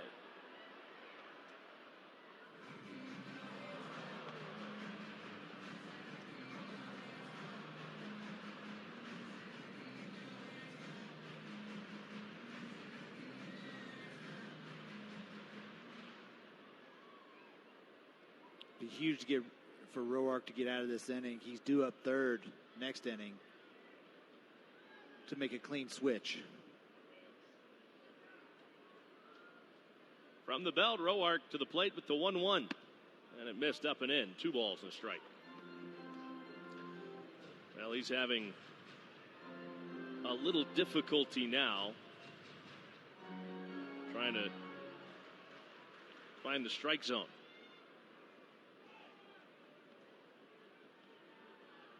Two balls, 1 strike. Check on the runner over at first base, and Tapia dives back again.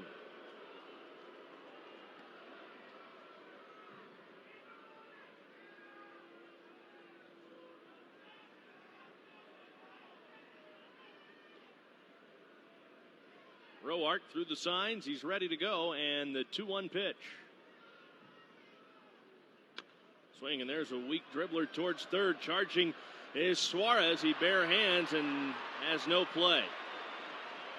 He cocked back to throw, decided to hang on, lost the handle. He wasn't going to throw anyways. McMahon had it beat. An infield single for Ryan McMahon. 2 on, 2 out, and the catcher, Chris Iannetta, is coming to the plate.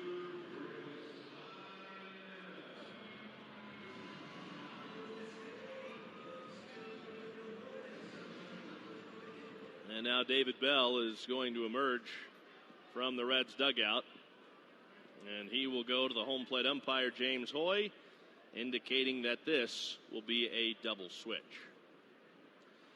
So the Reds have made a call to the bullpen. Tri-State 811, Partners in Safety, want you to know what's below. Contact 811 before you dig. The Rockies have runners at first and second base with 2 outs. They've scored 2 in the 5th. And they now lead the Reds 7-5. Pitching change made on the Cincinnati Bell Reds Radio Network. Runners at first and second with 2 outs. Jared Hughes is the new pitcher. 2-2 on the year. This is 36th appearance with a 3.19 ERA. Well, Hughes comes in with runners at first and second base and 2 men out. The other part of the double switch is Derek Dietrich coming into the game at second base. Jose Peraza will move from second base to short, and Iglesias is out of the game.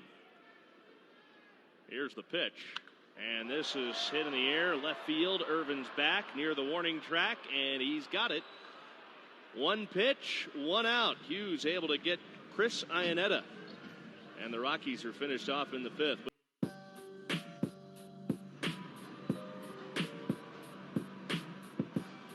Top of the 6th inning, and the Reds now trail the Rockies 7-5. It'll be Jose Peraza, Kurt Casale, and Derek Dietrich, the do-ups. Peraza started the game as the Reds' second baseman. On the double switch, he moved to short. Derek Dietrich taking over at second base. The line is now final for Tanner Roark. He gave up a career-high 13 hits over 4 2/3 innings. 7 runs allowed, all of them earned, with a walk and 3 strikeouts. He surrendered 3 home runs tonight at the hands of Rockies hitters. Bettis back to work for the Rockies, and he deals to Peraza. And the pitch is taken off the outside corner. We were talking about Bettis before, and how he's in there in a long relief role right now for Colorado. And it works out well for him. Bettis this year has pitched 27 times, as you had alluded to. Now Peraza lines one to right. That'll fall in front of Blackman for a base hit. That's his third hit tonight. A couple of singles, a triple. And now Kurt Casale, who's had a very productive night at the plate. Hitless, officially 0 for 1, but he has 2 RBIs. A sac fly in the second, RBI ground out in the fourth. He's been used primarily out of the pen, but he does have 3 starts this year. And up until last year, his career was spent as a starter. Speaking of Bettis. Yeah, and he's definitely a guy that is their long reliever and can go as long as they need him to go. Now the pitch to Casale. It's a swinging strike, and it's 0-1. It's good to have one of those guys in the bullpen that you could go out there and have them throw more than 2 or 3 innings at a time if needed. Sometimes I feel like maybe that's a piece that the Reds have been missing in their bullpen this year. I mean, right now, they've only got one left-hander, which is an opening. There's a slow roller off the end of the bat that'll trickle into right field for a base hit. Peraza never hesitated. He'll go first to third on the dribbler single into right by Kurt Casale, right off the end of his bat. What did he do there, Tommy? He hit it where they ain't. That's a perfect placement right there. That ball barely even got to Blackman. It probably would have stopped if he wasn't charging so hard, but it goes down as a line drive in the book, right? That's the truth. Reds will take it. Casale certainly will. And as they have done all night long, when they've been punched in the mouth, they come right back swinging. And they've got a couple on here with nobody out in the 6th inning. Derek Dietrich at the plate, batting for the first time tonight. The pitch. And it's in the dirt inside for a ball. Oh, boy, he could change this game with one swing of the bat right here.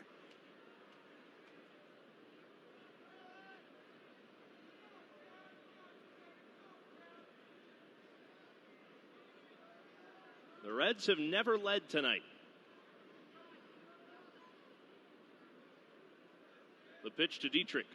And he swings and fouls it off right side. 1 ball and 1 strike.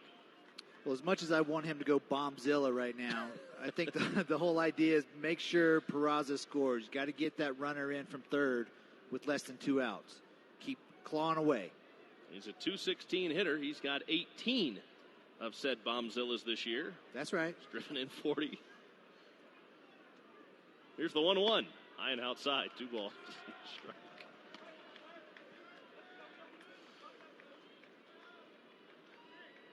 They replaced Jose Iglesias, who made the game's 15th out way back in the 3rd inning with a fly to right.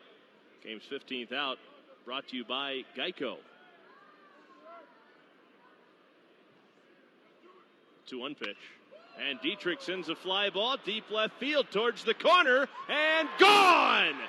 Dietrich just got it over the wall down the left field line. A 3-run home run, and he gives the Reds their first lead of the night. It's 8-7.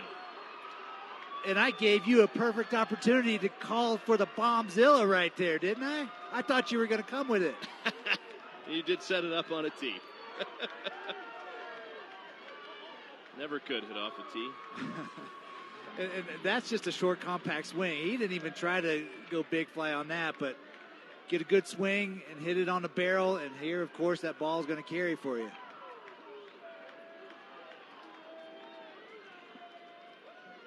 Well, it wasn't exactly a tape measure shot for Derek Dietrich,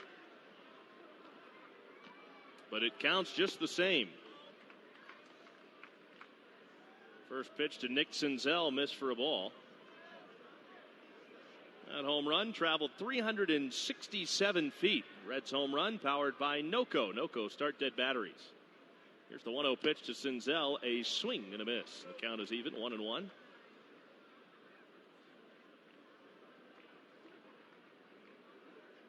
Saving you money on car insurance has been Geico's home run for over 75 years. Get a quote today with a proud partner of Major League Baseball at Geico.com. Geico, so easy a caveman can do it. Fouled away by Senzel at the plate.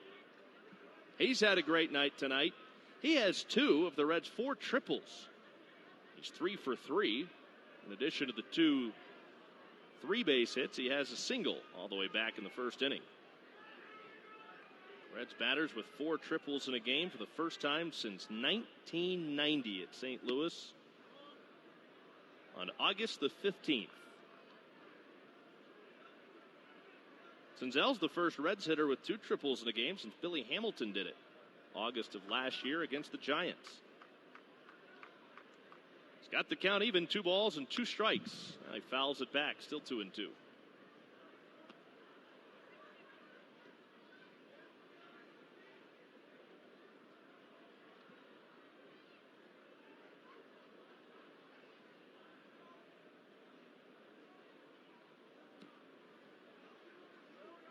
Reds are up 8-7.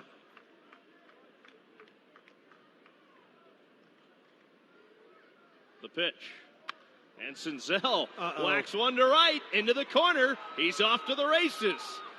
Blackman to dig it out, and Senzel will have to be content with a double. Blackman got to it quickly, and Senzel was thinking 3 bases right out of the box, but he finds himself with a 4-hit night. And just like his teammate and fellow outfielder Phillip Ervin, Nick Senzel is a home run shy of the cycle. Well, I was calling for a triple right there, too, but I guess we got to blame HOK Sport of Kansas City, the architects here. That was a nice carom right back to Charlie Blackman. They played it perfectly, too. A guy that knows this outfield really well.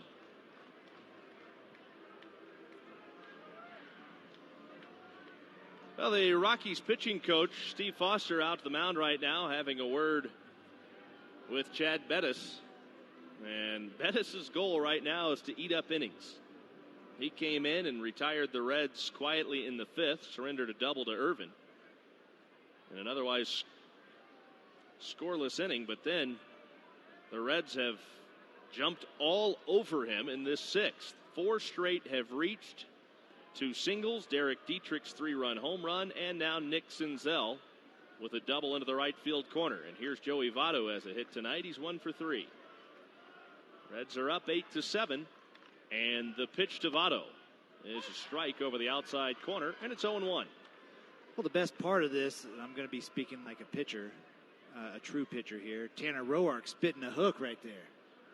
Got to love that. He battled out there, though, and he does that every time out. Boy, did he ever. I mean, the numbers won't look sparkling at the end, but he was grinding. Everybody that's towed the rubber tonight has had to grind through their outing. The pitch misses to Votto, and it's 1-1. Now, it's just not a good night to pitch. It's humid tonight, and that's rare here.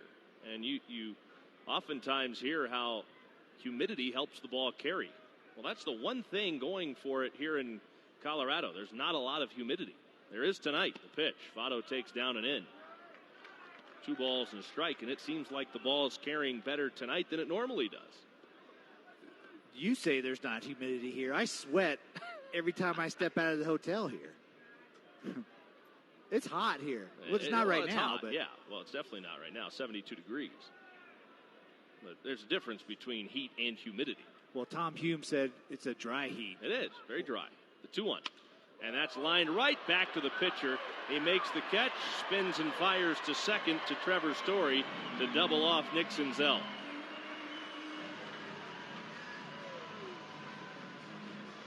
Well, he thought he was going to score on that line drive that was headed right back up the middle. Had the pitcher not caught it, Story was right in line to make the play as well.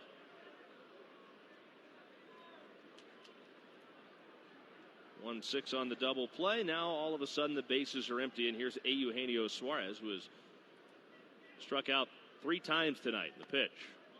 Slow curve misses high for a ball.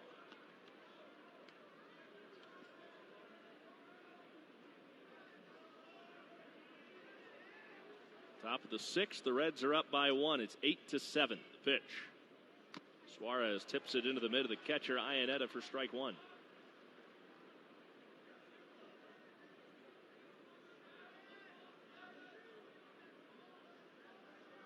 Rockies shift against Suarez to his pull side on the infield, loading up the left side, and the pitch misses off the plate outside. It's 2-1.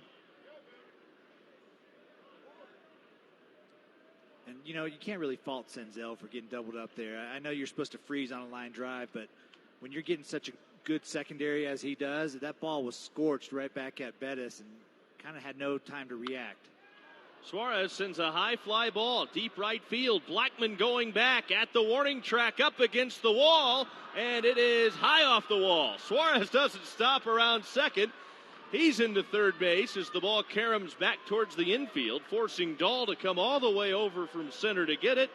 And that's the Reds' 5th triple of the game. Oh, my gosh, this is amazing. I love it.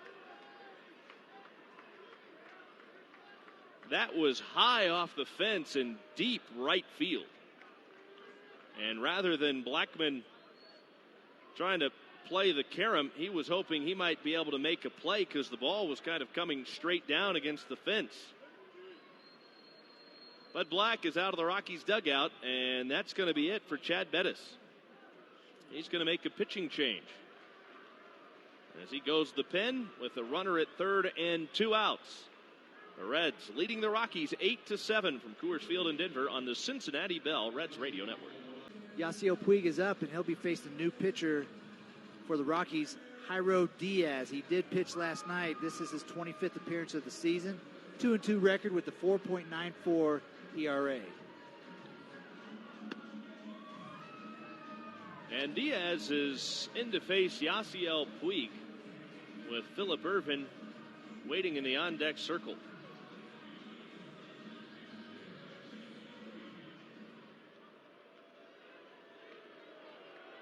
Eugenio Suarez, as Danny mentioned, standing at third. The Reds could certainly use some insurance the way this game has gone. Trying to tack on here. Puig at the plate. He's hit the ball hard his last 2 times up with nothing to show for it. He hit a little dribbler to the third baseman Arenado for his first hit of the night, an infield single in the second. But since, he's flied out on a couple of deep flies to right field and center. Here's the pitch to Puig. And Diaz misses inside for ball 1.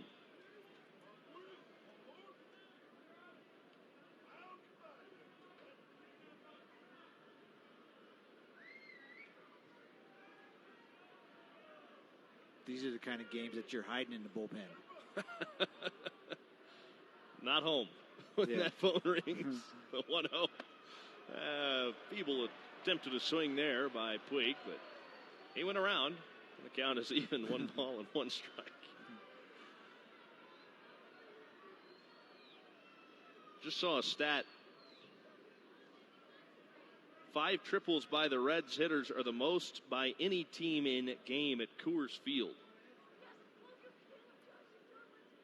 Ever? Ever. The 1-1. Fly ball, right field, hit deep. Blackmon towards the corner, and it is foul. Out of play. That could have been number 6 right there. Just flirting with it. Also, Reds hitters with those 5 triples in a game for the first time since June 5th, 1929 against the Phillies. Wow.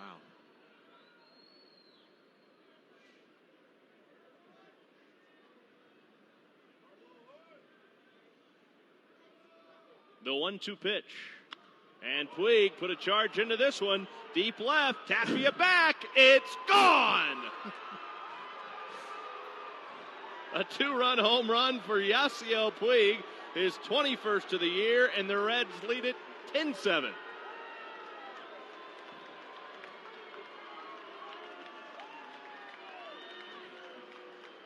you know, we talked about Puig having some really good at-bats this game. The first at-bat, the slow dribbler, but the next 2 at-bats, he hit the ball very hard, right on the screws.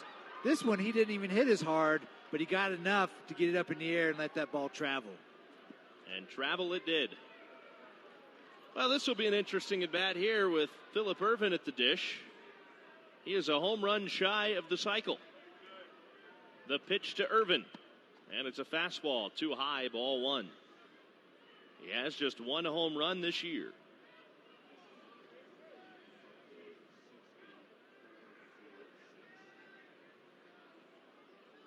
The 1-0 pitch. And it is smoked right between short and third, but a ground ball, base hit into left. He's 4 for 4. That's his second single tonight to go with the triple and double. Oh, he's going to get another at bat, too. Oh, he will, at least. Now Jesse Winker will come up and bat for the pitcher. So Jared Hughes' night will be done. He threw one pitch. Got his man, though. What's that battle like in the dugout to get to the bat rack right now? Well, as long as Puig's not blocking the bat rack, you'll be able to get to it. It could be violent in there with guys trying to get to the plate. Complete different tale out in the bullpens. Joe, you totally read my mind right there. I mean, this is when the pitchers are asking to hit, but they're hiding in the bullpen. Yeah, no doubt. Check to first on Ervin. He's back standing. It is 10-7, and we're in the 6th inning. The Reds have put up 5. They came into this inning with 5 runs.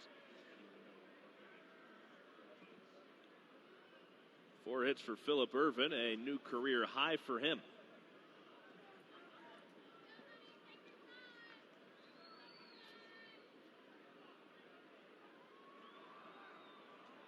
Diaz ready. The pitch. And Winker takes a strike on the outside corner at the knees. We're going to do Ask Danny coming up in the bottom of the 6th inning, and it is a question that I am excited about. Oh, gosh. Not baseball related. What a tease. Well, with 2 outs, I don't want to get into it right now. Here's the 0-1. Move to first to check on Ervin. He's back to the bag.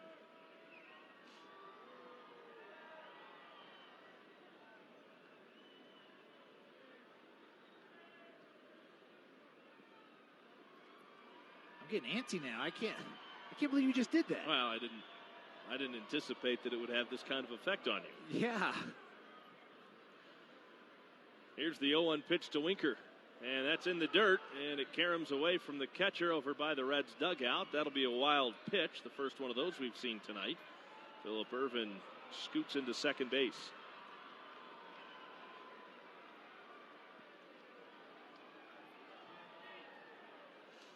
It actually brings me a lot of joy that you're excited about this.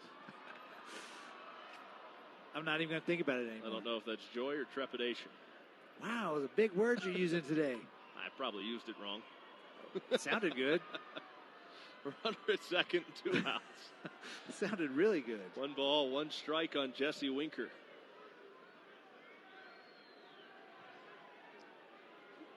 Diaz backs off the rubber. He's back on the slab again to get the sign from his catcher, Iannetta. And now Winker will back out again.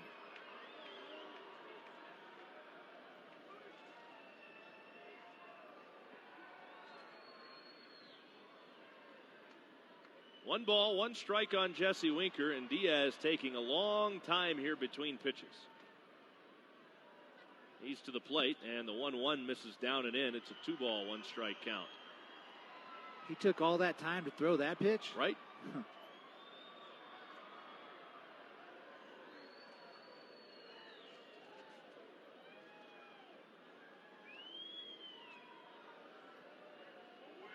Right-handed pitcher, left-handed batter. Winker, a .250 hitter. He is 1 for 13 as a pinch hitter. That one hit was a home run, and the pitch misses outside.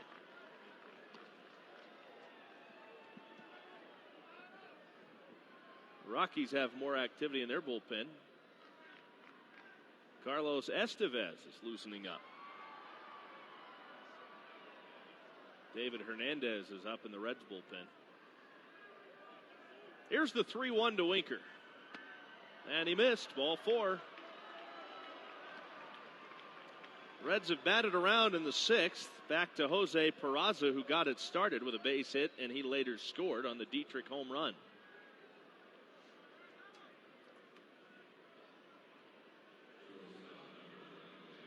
For a game that has featured as many runs as we have tonight, 17, really haven't been that many walks. That is just the second walk of the game. Here's the pitch. And Peraza takes outside for ball one. Hitters aren't going up there looking for a walk tonight. No, sir. Getting their hacks in. Oh, yeah. Getting their money's worth for sure. This game has already seen 30 hits between the two teams. The 1-0. Peraza swings and misses, and the count is 1-1.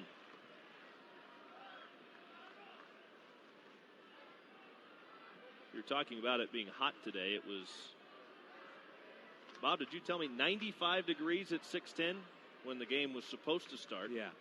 And then it cooled off to 74 by the time the game actually started after the rain came through. Peraza fouls it away. It's a ball and 2 strikes.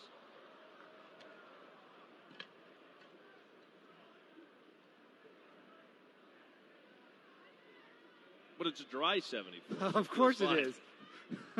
Of course it is. Actually, it's not. It's humid now. Rare humid evening here in Denver, Colorado. I mean, it's so dry. My tank top was soaking wet yesterday after walking around this stadium. The 1-2 pitch.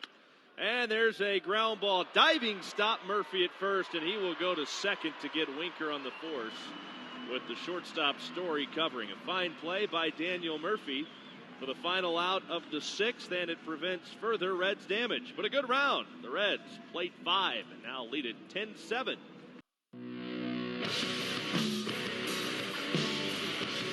Well, the Reds take the lead, score 5 in the top of the 6th. It is 10-7. A new pitcher on the mound for Cincinnati is David Hernandez, and I love this move. He pitched last night. Unfortunately, gave up the 2 solo home runs, but I love this move by David Bell, getting him right back on the mound to try to get him locked in. They need this guy to be good. He is going to be a key piece of this bullpen in the second half, and the Reds really need him, and that's what David Bell was talking about before the game today. The pitch misses low. For ball 1 to Garrett Hampson. Hampson batting for the pitcher.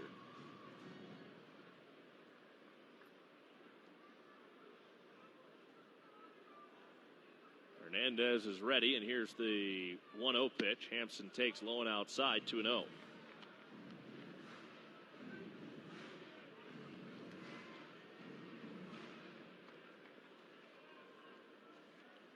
Played in 44 games this year. He's hit 200 with a home run and 8 RBIs.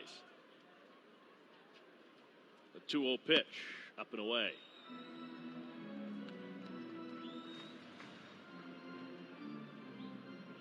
Hampson is 1 for 7 as a pinch hitter this year. Reds have more activity out in the bullpen. 10-7. Reds are up on the Rockies in the bottom of the 6th inning. Here's the pitch. And there for a strike. Between these two teams, somebody scored in every inning. The Reds were shut out in the first and the first and the 5th. The Rockies were held scoreless in the 2nd and 4th innings. The pitch up and in, ball 4. David Hernandez issues the walk, and now back to the top of the order to Charlie Blackmon. Trevor Story set to follow. Fans, it's time for Ask Danny, where you can ask him to give his thoughts on any subject, baseball or non-baseball, presented by CBTS. Today's question comes from @T-Bone260. What are your thoughts on mini golf? Do you like the more traditional putt-putt courses or the ones with major obstacles like windmills, roller coasters, or animals? I was dying to know the answer to this question. I could not wait, but I had to, and the pitch is fouled back by Blackmon. The count is 0-1, and now the floor is all yours. Well, putt-putt, your thoughts? Whenever I think of putt-putt, I immediately think of Happy Gilmore practicing to learn to putt on the PGA Tour. It's true, yes. So, yes, I do like mini golf or putt-putt golf, whatever they want to call it. Right. I like it with all the obstacles, though, for sure. It's a good date activity. The pitch, runner goes. The pitch missed. Throw to second, not in time. Stolen base for Garrett Hampson. You and your wife ever go on a date night putting? Our kids don't allow us to go on date nights. And if it's it'd be a good family activity too. Well, my youngest, he's 4, and he'll throw the golf club and That's the fine. balls around. I do that still. Now, if there's a date night, putt-putt's the last place I'm going on a date night. Okay, fair enough. Here's the pitch. Blackman takes inside. 2 balls and a strike. Runner at second. Nobody out. Do you like putt-putt? I do, yeah. I don't know what my favorite obstacles are. The windmill, I hate that thing. Without fail, I can never time it right. The thing swats my ball out of the path, and I get a little angry. You just have to tell it to get in its home. I trust me, I do that too. The 2-1. Swing and a miss. 2-2 on Blackman. The ones where there's the gradual hill and it just keeps rolling back at your feet. Anything with something that'll send it back to my feet. That's just insulting to me. And that's when I rear back and hit it as hard as I can. Like my 4-year-old. Yes. I told you I do the same thing. Here's the 2-2 pitch. And Blackman got jammed, but fights it off into the seats left field line. Still 2-2. The problem I do have with the putt-putt places, mini golf. I don't even know what you call it. I'm a miniature golfer. Miniature That's what golf, I call okay. It. Yeah, some people call it putt-putt. The problem with that is the janky putters that they let you use. Yeah. It's not like you're going to bring your own putter. You can't bring your own putter. Yeah. No chance. No, it's like bringing a glove to the ballpark. I know people do that. That's a hot take, really, with the number of people that do that. The 2-2. This is drilled to right field and deep and high off the manual scoreboard in right field. Puig plays the carom, rifles it back in, and now the ball gets away off of Casale, and it caroms into the Rockies dugout. Blackman's going to end up at third. Puig didn't have a chance, really, to get Hampson. But he reached back, and he let loose everything he had on that throw. And Hampson scored easily, and Casale kind of blocked that as a catcher typically would block a pitch in the dirt. He used his chest, but it just kicked away from him. And it popped into the air and landed right in the Rockies dugout. So David Hernandez comes in, faces 2 batters. He gives up a walk, a single, and a run for now.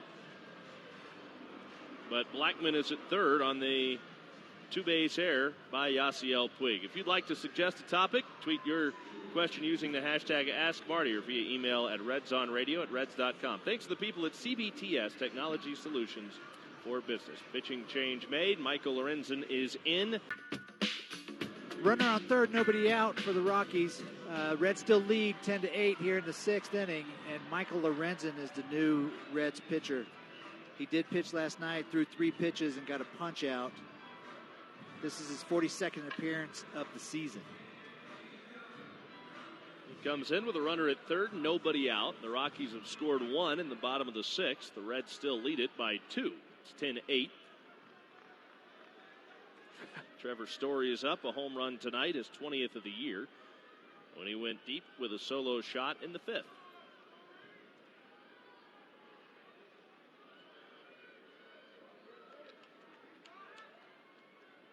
Lorenzen from the belt to the plate. Story takes a first pitch strike.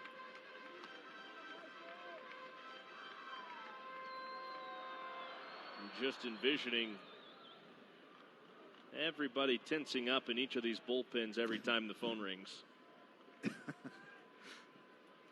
0-1 on Story, and Lorenzen to the plate. The pitch misses up under the chin of Story, leans out of the way, and the count is even 1-1. Well, these kind of games, every reliever should just go ahead and get loose now. Get loose, and then that way when the phone rings, it's not going to take much longer to get ready to get in the game. It's true.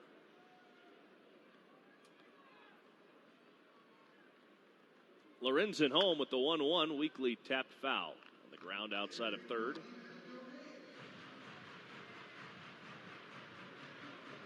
If you're just tuning in, you missed a 3-hour, 8-minute rain delay. Coors Field tonight at the outset. Storm popped up. Thought it would be just a little small cell, and it was like that unwelcome house guest that overstayed its welcome. Stuck around for 3 hours. The pitch is fouled back, and it's a ball and 2 strikes on Trevor Story. Just wouldn't leave. Rain wouldn't stop. It just kept coming, and then Finally, 3 hours into it, let up, and we got going again. Well, got going, period. The 1-2 pitch to Story. Fouled back. Still 1-2. So, have you had some uninvited guests lately that you just couldn't get rid of? No, I'm probably usually that person. I didn't know if you were hinting at something. No.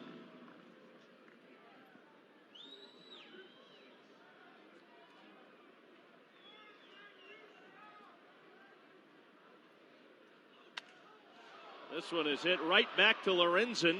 On a line, he reaches up to make the catch. Snap throw behind Blackman at first, but he gets back to the bag ahead of Suarez. That's a great pitch right there, up and in, and just in the reach of Lorenzen. That's the first out of the 6th. Blackman still at third base, and the batter is David Dahl. Dahl has a base hit, a double, and a fly to center.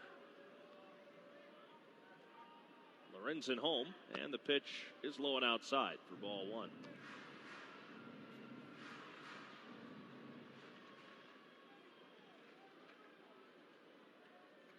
Right-handed pitcher, David Dahl, a left-handed hitter. Lorenzen brings it in, and the 1-0 pitch is a swing and a miss. Boy, he chased a bad one there. That was out of the zone. Like a backdoor breaking ball. I think Dahl was sitting fastball, though, based on that swing. The 1-1. And there he got a fastball, but it's into his shins, and he scoots out of the way. Dahl was in swing mode first pitch, no matter where it was or what it was. He had his mind made up. He's ahead in the count here, 2 balls and a strike. Blackman at third with 1 down. Reds leading by 2. Lorenzen to the plate. And there's a bouncing ball to Votto at first. He'll glove it and feed to Lorenzen at the bag for the out. 2 men are gone, but that gets Blackman home from third, and now the lead is down to 1, 10-9.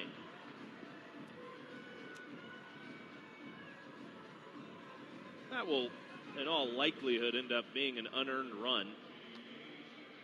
Blackman ended up at third on the throwing error by Yasiel Puig.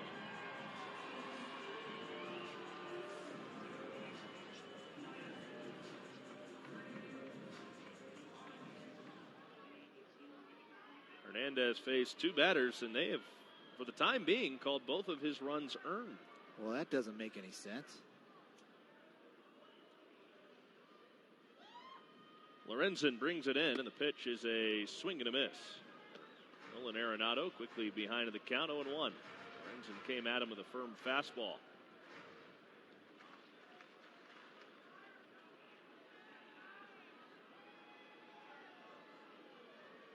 Here's the 0-1 pitch. And that's it on 1 hop. Right back at Lorenzen. He gloves, feeds Devotto, and that's the inning. Nice job by Michael Lorenzen out of the Reds bullpen. He faces 3, gets them all. You're talking about it. We're talking about it. Eddie Fingers and Rocky Boyman. Be a part of the show. Monday afternoon at 3 on 700 WLW.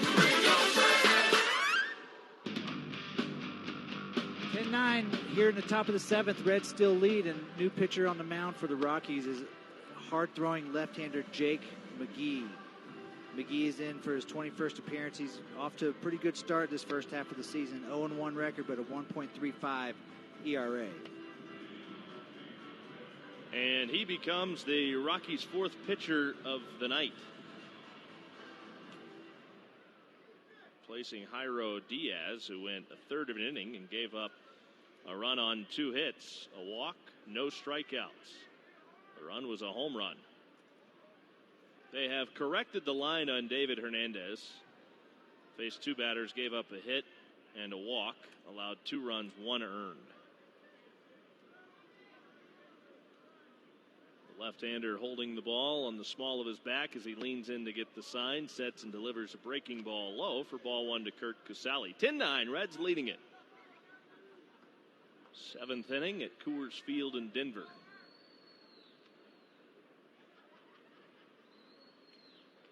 The pitch.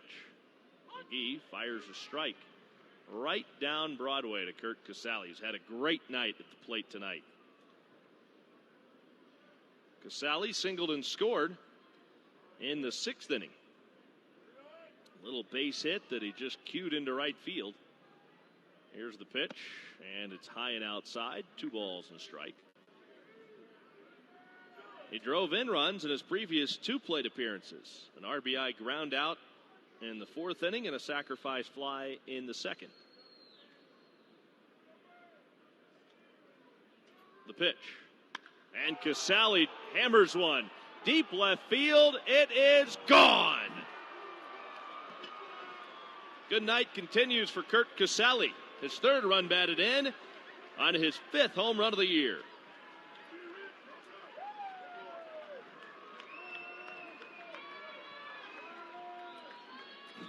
Well, this is a night you just got to lift it. Just get it up in the air a little bit. This is your softball swing.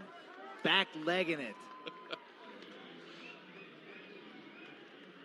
Oh, yes. Beautiful. 420 feet out of here. Oh, that's a bombzilla. Oh, yes, it was.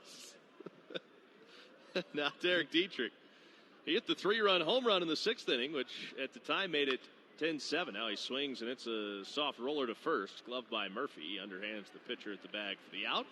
It goes 3-1 on the ground out. There's one away in the 7th. Back to the top of the order, Nick Senzel. Reds now leading 11-9.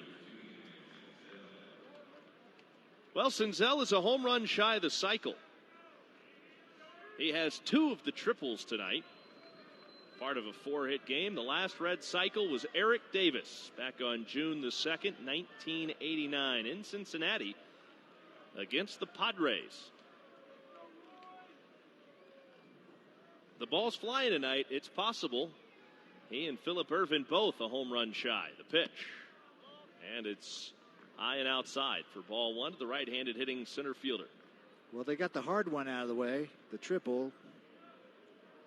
Yeah, Nick's done it twice. Yeah, he's got 2 of them out of the way. Perfect 4 for 4 night. He scored once. The pitch.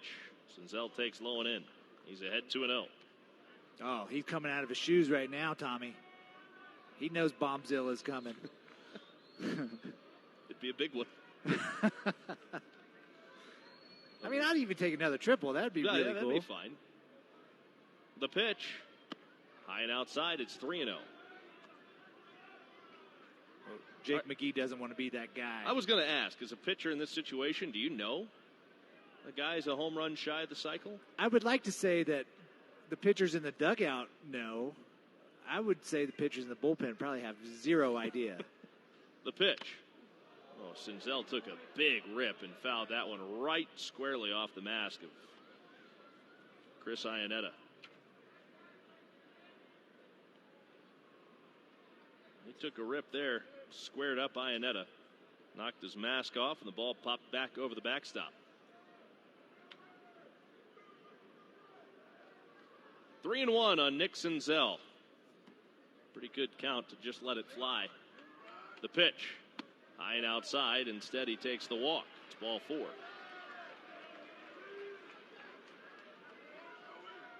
He's on for the 5th time, and here's Joey Votto.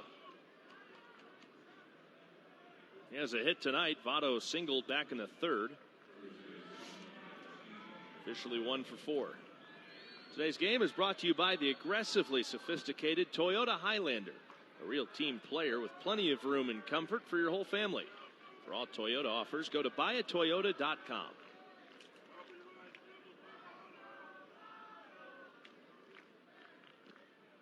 Check on Senzel over at first, and he is back safely.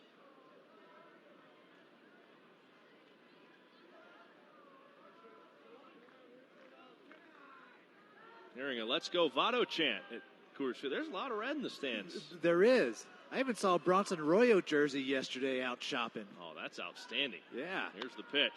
Votto sends a fly ball short left. Coming on in a hurry is Tapia. He dives, can't get it. It's down.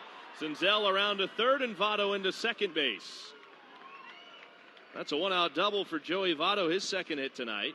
And the Reds are in business for a little more insurance here in the 7th inning. I don't think tonight is a night where you can have too many runs. No, never at this place can you have too many. Here is Eugenio Suarez. He started to avenge for his 3 punch-outs in his first 3 at-bats with a triple he later scored in the 6th inning.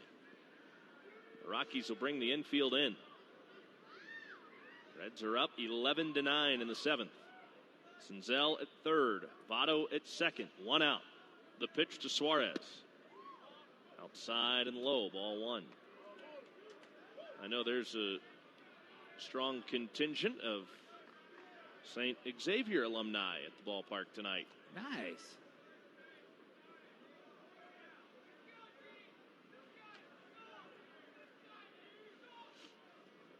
The 1-0. Swing and a miss. Boy, Suarez was swinging to hit it out of the yard there. Count is even. 1 ball, 1 strike.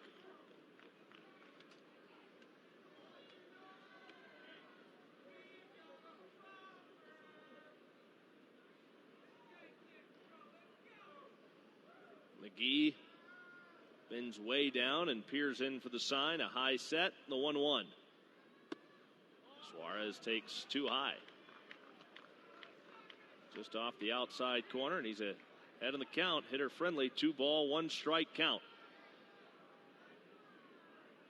Just needs to dink one out there somewhere. Or if he wants to drill one into the gap, that would work too. The pitch. Way in too tight. Fastball near the shins, and he scoots back for ball 3. McGee, he just looks like he's trying to miss the middle of the plate. He wants nothing to do with these power hitters right down the middle.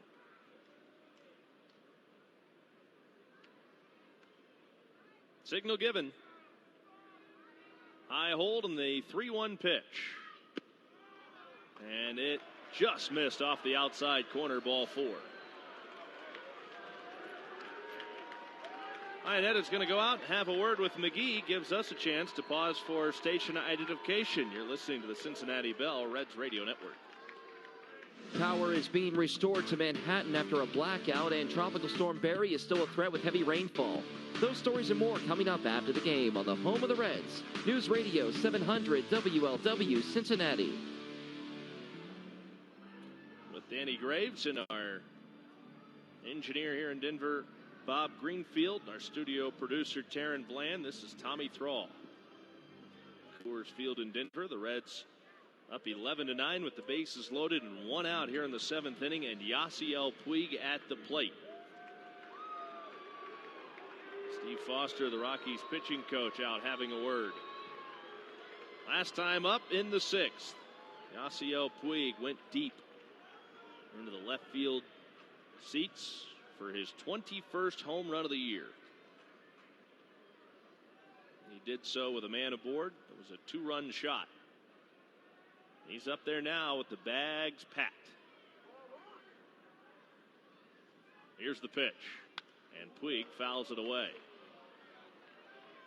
He could really do some serious damage here. You know, I almost want him to just maybe get a single and 1 score. Bases loaded for Ervin. Oh. Then it'd be have a little drama behind it. Well, wouldn't that be neat? It would be really neat. I like the stories you write. 0-1 on Puig. Here's the pitch. And he swings and fouls it away, right side down the line. Well, you know, any stories that I write, they're written with the glass half full. Absolutely. Yeah. That's why I like them. I'm so glad.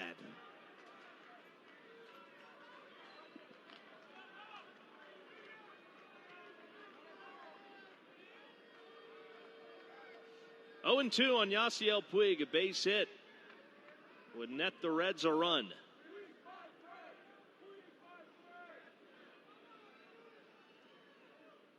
Here comes the 0-2 pitch. Way too high. Overcooked the fastball there. 1-2.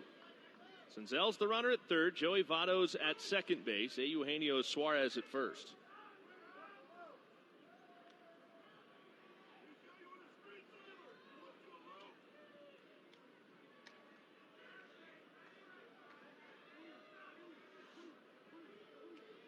McGee has the sign. He's ready. The 1-2 to Puig. Just off the inside corner fastball. Crowd groaning. Of course. The pitch clearly on our monitor missed. That's way inside. I think you've looked at the monitor a little bit more frequently tonight than I have, but I feel like James Hoy's done a pretty good job behind the plate. Yeah, he honestly has. I mean, he may have missed 1 or 2 at the most, but not by much. He's been very consistent. Now the 2-2 pitch. That misses low, and now Jake McGee has backed himself into a very dangerous corner. Yes. Bases loaded, 1 out. Yasiel Puig at the plate with a full count.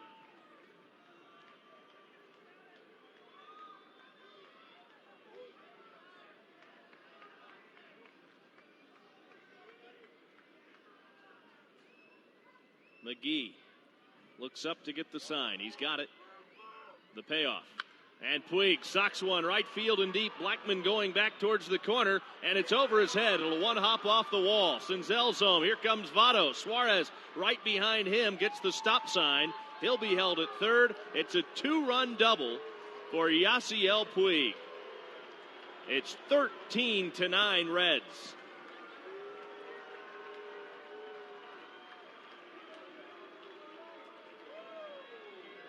Man, I really thought Suarez was going to have a chance to score there.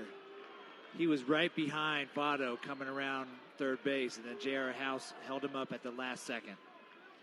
Bud Black back on his way to the mound. He's got another hook in his pocket, and he will make another pitching change.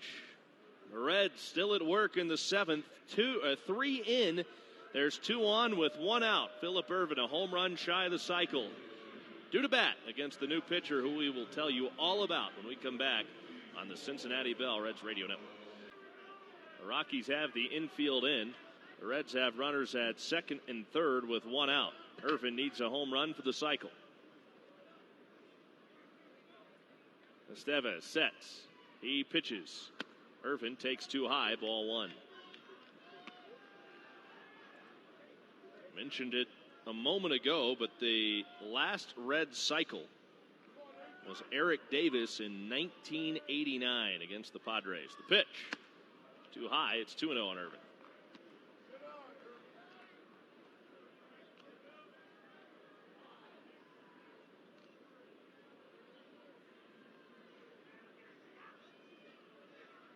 The 2-0 pitch. Ervin put a good swing on it. Fouled it straight back, and it's 2-1. Oh, even the crowd oohed on that one. We've just been informed the Reds are the first team in the modern era to produce in any game 5 triples and 3 home runs, per our good friends at Elias Sports. The 2-1. Strike called on the inside corner. Good slider. It evens the count at 2 balls and 2 strikes on Phillip Ervin.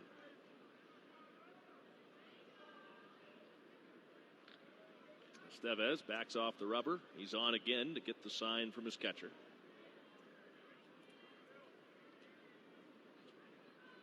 Estevez nods the sign he likes, brings his hands together, sets and pitches, and Ervin a check swing foul.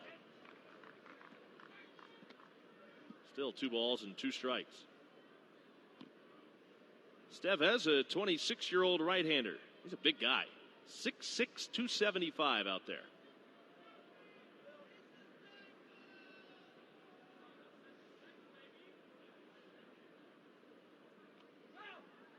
He's back with the 2-2.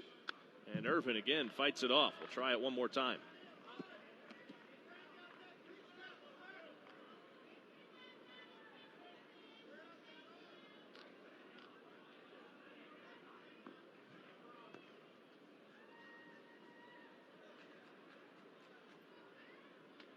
Two balls, 2 strikes on Ervin.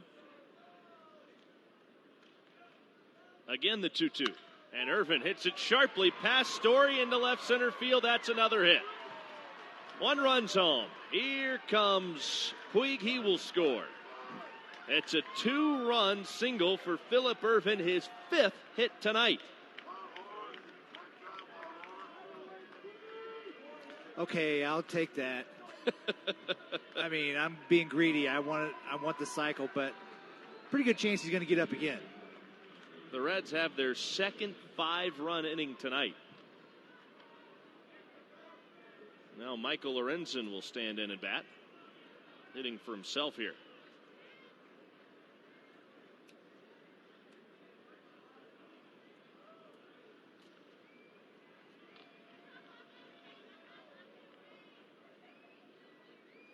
And he swings the first pitch and fouls it back for strike one.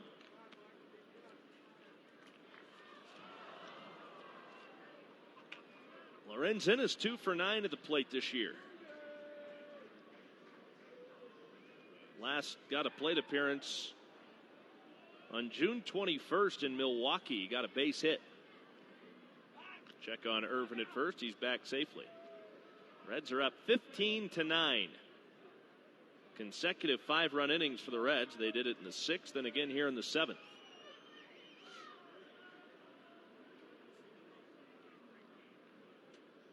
Here's the 0-1. And Lorenzen tips it foul right into the mid of Chris Iannetta. Strike two. We're in the top of the 7th. Coors Field in Denver. This is the middle game of this 3-game series with the wrap-up tomorrow afternoon and a matinee to begin at 3:10 Eastern. Tyler Mahle will get the ball for the Reds against Rockies right-hander Antonio Senzatella.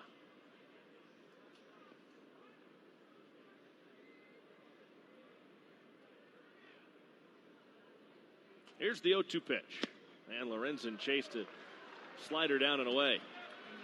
He's down on strikes, 2 gone in the 7th.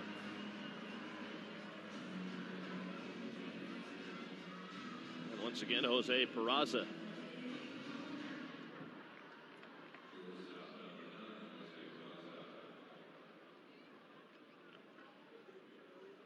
Peraza was up twice in the 6th.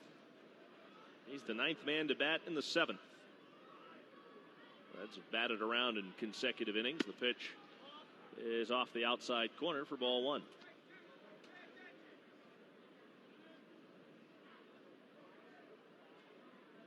Still some folks scattered throughout Coors Field tonight. You can hear every one of them.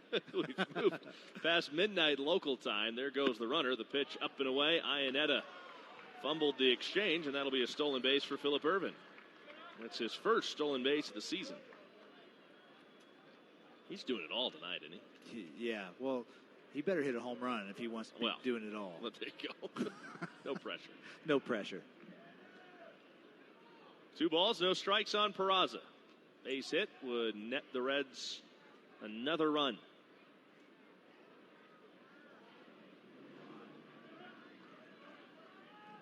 Time called, and Iannetta will go out.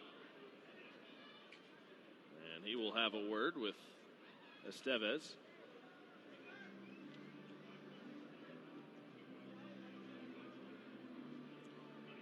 I talked about it a little bit last night that the runs are way up this year at Coors Field. In fact, the runs are up to a point now, to a point that goes all the way back to the pre-humidor days. Now, if you're a little curious what the humidor is all about, they keep the baseballs here at Coors Field in a humidor to help kind of neutralize the conditions. The 2-0 pitch. Peraza fouls it away right side. If you want to ask me about the science of it and how that affects it, you're going to ask the wrong person. But it does. It basically kind of brings the conditions a little closer to normal, and they've helped. I mean, the offensive production was down, still elevated here, as you would expect. The pitch down and away to Peraza, but more reasonable. That has all gone by the wayside this year, though. Yes, thank you. I was wondering if you were going to say that. Oh, yeah. They're using the non-humidor baseballs tonight. The pitch, Peraza pops it foul back out of play. The count runs full on the Red shortstop. He started this game at second base. Jose Iglesias was double switched out of the game back in the 6th inning after he hit in the 5th.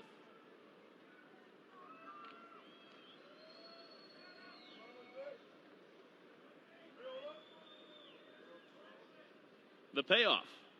And Peraza again fouls it away. We'll try it one more time.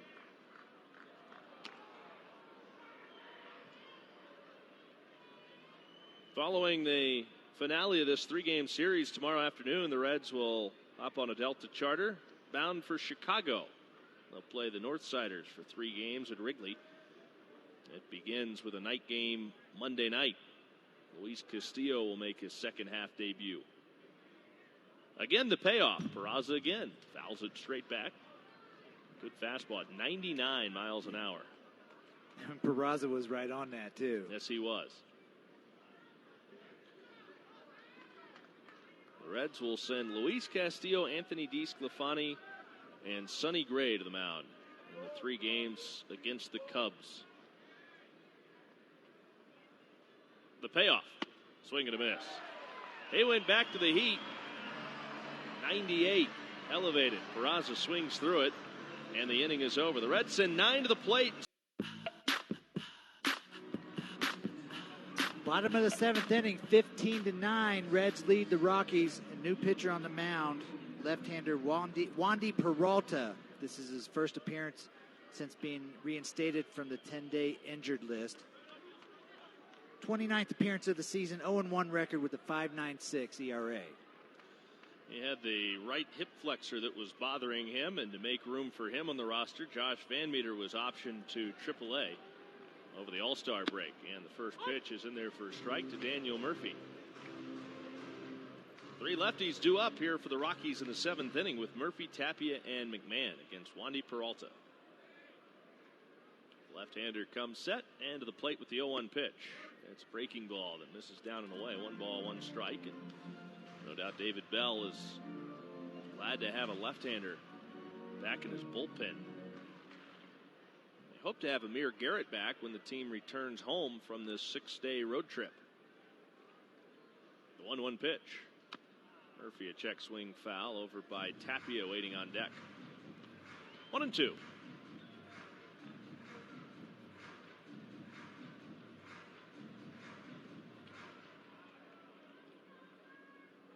Wild night at Coors Field tonight. Peralta's 1-2. Look out, up and in. Murphy he's back out of the way of it. 2-2. Started with a long delay, more than 3 hours. The Rockies got out to a big lead early. Well, at the time, it felt like a big lead. The 2-2 fouled down the left field line. They scored 4 against Tanner Oark. The Reds tied it up in the 2nd and 3rd innings. The Rockies retook the lead with a run in the 3rd. The Reds answered the pitch, and that's in the dirt. The Rockies broke the 5-5 tie in the 5th with 2 runs, and then the Reds jumped on top for the first time with a 5-run 6th. Rockies cut it back to 10-9 before the Reds scored 5 more in the 7th.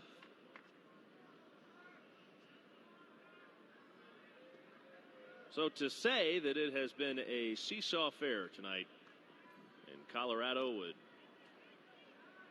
fit this one quite well. Might be a bit of an understatement. Here's the payoff. Popped foul, left side. Again, out of play in the seats behind the third base dugout. I just don't know if there's any number that is too big of a lead. No, not tonight.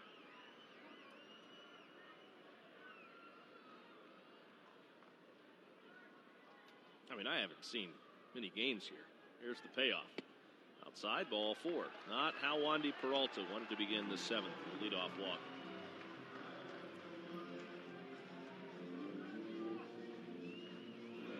But anyways, I haven't seen a ton of games here in my life, but I feel like this is even a bit beyond the norm at this park.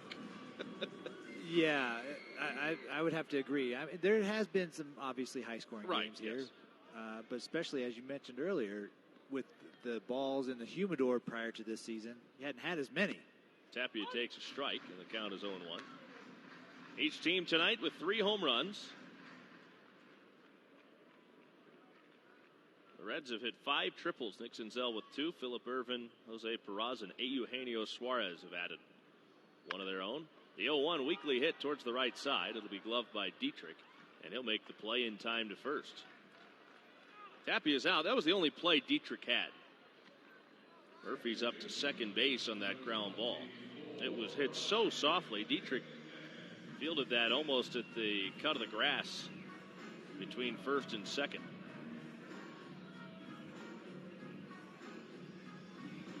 That's Dietrich's first play since he entered this game. But he definitely entered this game loudly at the plate with that big 3-run home run. All the way back in the 6th inning. His first at-bat of the night. Ryan McMahon up, runner at second, swing and a miss, strike 1. McMahon has a pair of base hits tonight. He's also hit into a double play.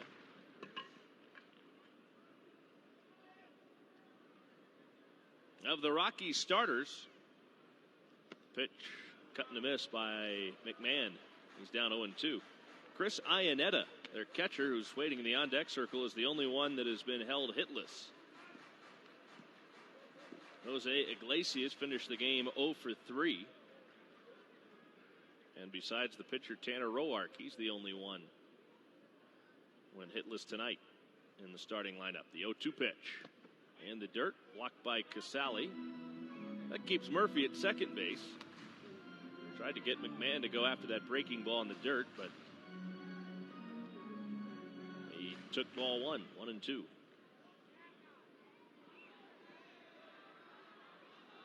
Even Kyle Freeland had a hit tonight for the Rockies, their starting pitcher. Peralta home with a 1-2. Too far inside. It's a 2-ball, 2-strike count. Went back with a fastball there.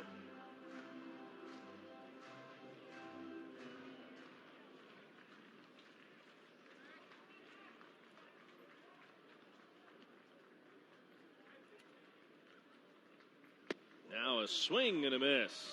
Down on strikes, Ryan McMahon. Good pitch from Wandy Peralta. Went with a slider, and McMahon spun himself around chasing after it. 2 gone, runner at second base, and the batter is Chris Iannetta.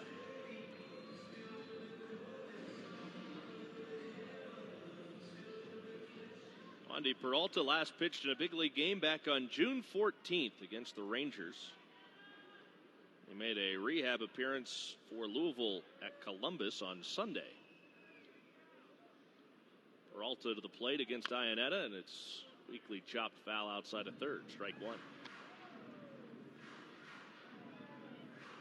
Peralta worked a scoreless inning in that rehab appearance. He struck out 1. His lone tune-up before he rejoined the big club. 0-1 on Iannetta. Peralta, check of second in the pitch. Off the plate outside, it's 1 ball, 1 strike. Well, if you're staying up late with us, great to have you. And if you're not, you're missing out on the fireworks tonight. That's the truth.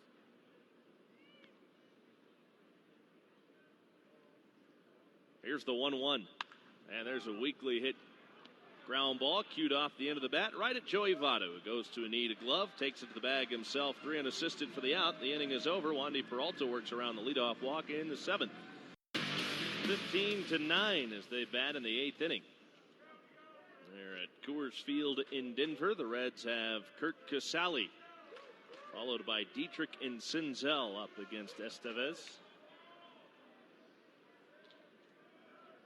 This game is the only one going on around the big leagues right now. There's a weakly hit ground ball. Estevez gloves it, and he'll take it to the bag for the out. That is the first at-bat tonight, or plate appearance, for Kurt Casale that was not productive.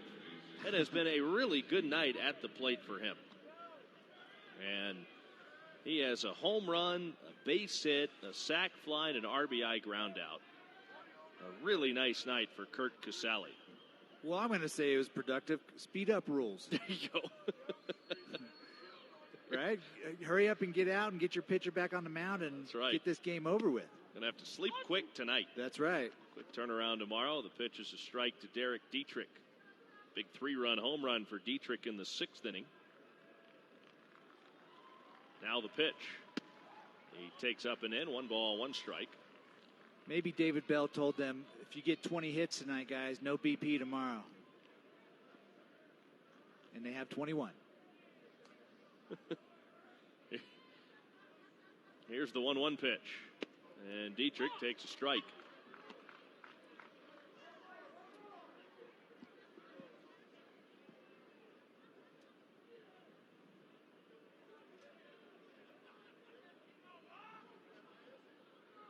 And it comes. And Dietrich pops it up on the infield. The second baseman, Ryan McMahon, he'll make the catch. 2 are gone in the 8th inning. This copyrighted broadcast is presented by authority of the Reds. It may not be reproduced or retransmitted in any form, and the accounts and descriptions of this game may not be disseminated without the express written consent of the Cincinnati Reds. This copyright reminder is provided by Dinsmore, the official legal counsel of the Reds. Nick Senzel's up. Still a home run shy of the cycle. The pitch. Up and in. Ball 1. He has 2 triples tonight. A single, a double. He's walked. He has scored twice. Raised his average from 259 to 273. And he takes low. He's ahead in the count. 2 balls and no strikes. Coming out of his shoes right here? I mean, I would be, wouldn't you? Yeah. I mean, it's only natural when you're a home run shy of the cycle. How could you blame him? The 2-0 pitch. And he swings and pops it into the air. Shallow right center field. The second baseman out. Blackman in from right. The right fielder puts the squeeze on it. And the Reds are down 1-2-3 for the first time tonight.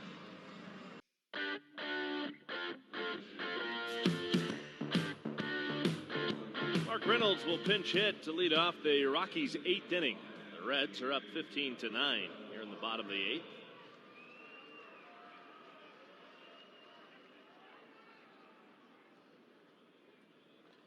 Here's the first pitch to Reynolds, and he takes outside for ball 1.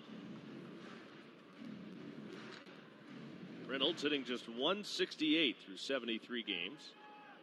He has 4 homers. He's driven in 20 in the pitch. Swings and misses.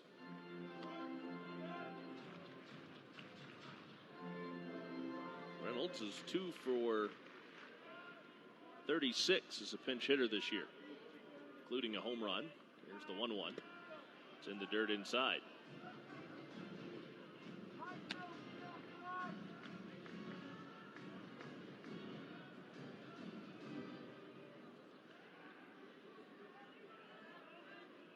Came back to the Rockies this year on a minor league contract. The pitch takes a strike over the outside corner. The count is 2 balls and 2 strikes.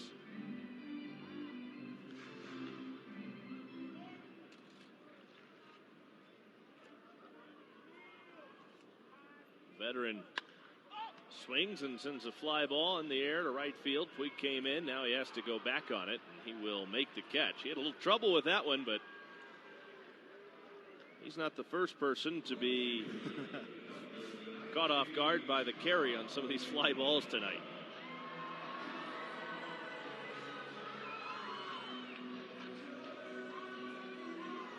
That'll bring up Charlie Blackman for the 5th time tonight. There's a couple of hits. He's 2 for 4. He's also hit into a double play and struck out.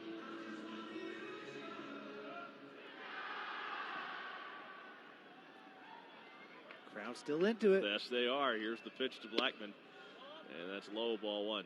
That's got to be a good feeling when you come to the plate and the crowd finishes your walk-up song for you. Yeah, especially when there's not many Rockies fans left. It's majority of Reds fans, it seems like. That's the truth. Here's the 1-0. And that's in there for a strike. Well, Reds fans appreciate good music. Yeah, absolutely. They know it's a good song. The Reds now with the 1-1 count on Blackman will shift to the right side against the left-handed hitter in the 1-1. That's inside and spins him out of the way. It's one thing we have not had tonight. Nobody has been hit by a pitch. Yet. It's not going to happen. For the fact that 75 hitters have come to the plate tonight, there's only been 6 walks. That's in for a strike. Well, in a 15-9 game, you would imagine there would be a lot of walks from both sides, but there really hasn't. Here's the 2-2 pitch. Blackman takes low. Breaking ball from Wandy Peralta. The count runs full. 3 balls and 2 strikes.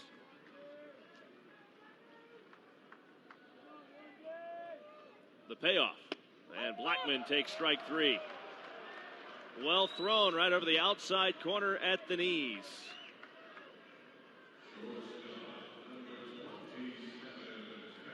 Like he maybe went back to the changeup there. Yeah, that was definitely something off speed. 88 miles an hour. That was a good sign for Wandy Peralta because he's typically better against right-handed hitters, believe it or not. At least that's what the numbers say. But he's done very well against the lefties tonight that he's faced. And now Trevor Story. He's first ball swinging and skies one to center and deep. Senzel's going back at the warning track, at the wall, and he will reach up and make the catch for the final out of the 8th inning. Another 1-2-3 inning turned in by Reds pitching, just the second of the night. 15-9, Reds lead the Rockies here going into the top of the 9th inning. And new pitcher on the mound for Colorado is right-handed reliever Brian Shaw, on for his 45th time of the season. He's got a 2-1 record with a 4.40 ERA. And he deals with Joey Votto. Get the 9th inning started. Votto has 2 hits tonight. Shaw comes set, and he brings it home. And Votto takes down the middle for a called strike. Votto's 2 for 5. He has scored twice. And he also has an RBI. The pitch misses down and in. 1 ball, 1 strike. Shaw missing with a changeup. The count levels, it's 1 ball, 1 strike.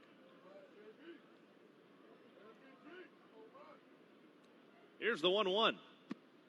And Votto takes low. First pitch later today.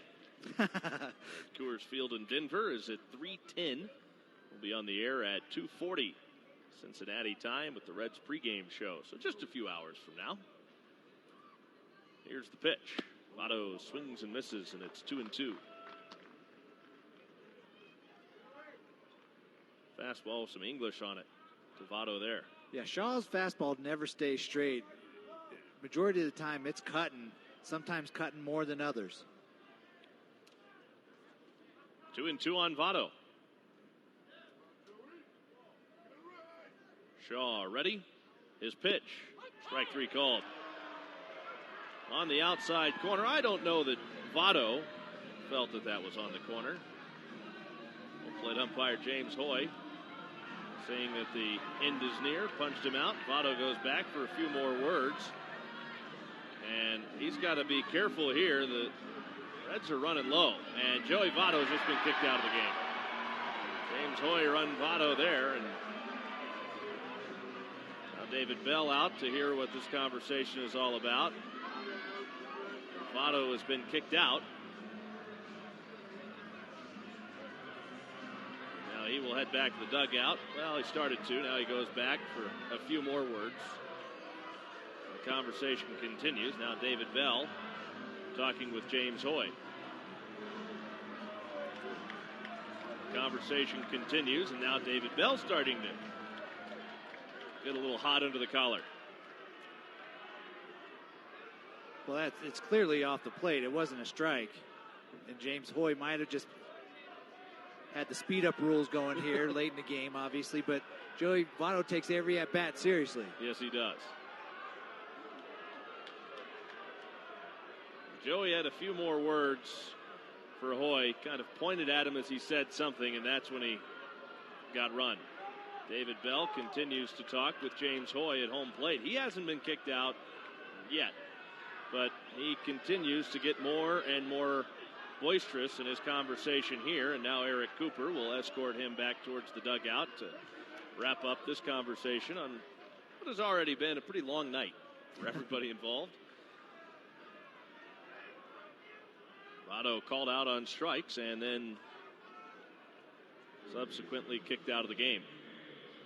Now here's Eugenio Suarez, who has tripled and walked. He scored twice since striking out in his first 3 at-bats tonight. Shaw to the plate. Fastball misses high, ball 1.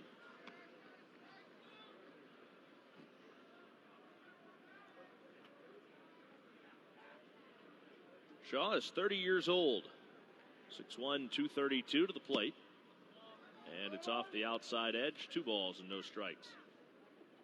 We were talking earlier. James Hoy has really done a pretty nice job behind the plate. He's been very consistent, both sides. Here's the 2-0 pitch. Way outside. 3 balls and no strikes. Well, he really has. When we say consistent, I mean he's been consistently around the plate. And if he's missing up in the strike zone. He hasn't missed right or left of the plate, but he did there on Votto. And the 3-0, and that is taken low, ball 4. 4-pitch walk to Eugenio Suarez. And I'm sure that's what Joey was telling him. You haven't called that pitch all night long. Yeah. And I would guess that that's probably how that conversation went. I think you're spot on now, and now Yasiel Puig. He's had a great night tonight. 3 for 5. Home run back in the 6th inning. He is the 3rd Red tonight that needs a hit for the cycle. His hit that he needs is a triple. Phillip Ervin, waiting in the on-deck circle, needs the home run. Here's the pitch to Puig, and it's in the dirt outside for a ball. 1-0. How exciting. Very. The Reds have 5 triples tonight. Why not make it 6?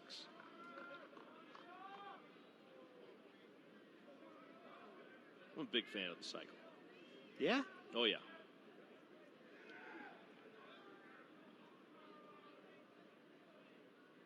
Here comes the 1-0 pitch. And Puig fouls it away. You just don't see it very often. You don't. And it's because you don't see many triples anymore very That's often. true. I think the cycle's more rare than no-hitters. You think so? It could be wrong. Well, not this year, the way that the balls are juiced. Here's the 1-1. Puig pops it foul, right side, out of play. He's trying to hit it over there in that corner. He is. Down that right field corner, make Charlie Blackmon run around a little bit. You roll one right over the first base bag. Get it to rattle around in the corner. There's your 3 hits. That's all you got to do. That's it. Simple as that. 1 ball, 2 strikes. Brian Shaw throws a lot of cutters, so he's throwing it away for you, right? See? This game's easy. Piece of cake. Piece of cake. That's why I'm happy I'm in street clothes up here. You're batting 1,000 up here, aren't you? Yes, I am. Uh-huh. Perfect ERA. Here's the 1-2. Puig takes down and away, and the count is even. 2 balls and 2 strikes.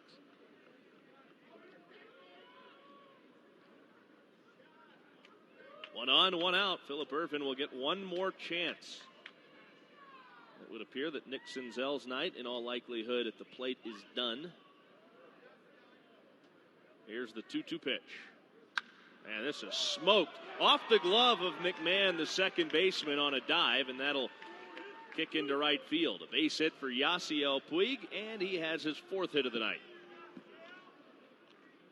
Okay, I guess I'll take it. We got another chance for a cycle here. That ball was smoked, by the way. That was very loud off Puig's bat. Which is good to see, because he has hit the ball hard several times tonight. In fact, he's hit the ball hard all 5 at-bats since his little flare single, broken bat, or not broken bat, but swinging bunt single to the third baseman, Arenado. Swinging it like he was right before the All-Star break. Here's Phillip Ervin. Needs the home run for the cycle. It's his second crack at it. Actually, it's his third crack at it tonight. Here's the pitch to Ervin, and he was swinging for it there. Got a fastball elevated, but he came up empty. Well, you're up 6 runs. Forget about the analytics. Forget about the scouting report. You go up and swing hard in case you hit it. You're going for the cycle here? Yeah. He's going for it. Shaw with the 0-1. And Ervin takes down and away. 1 ball, 1 strike. There's no question he's got the power to do it.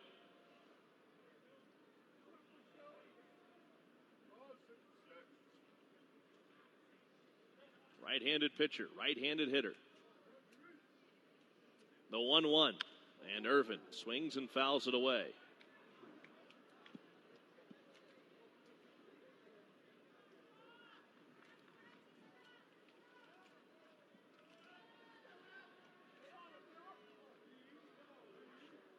Phillip Ervin with 55 career minor league home runs, 11 major league home runs. That includes the one that he hit earlier this year.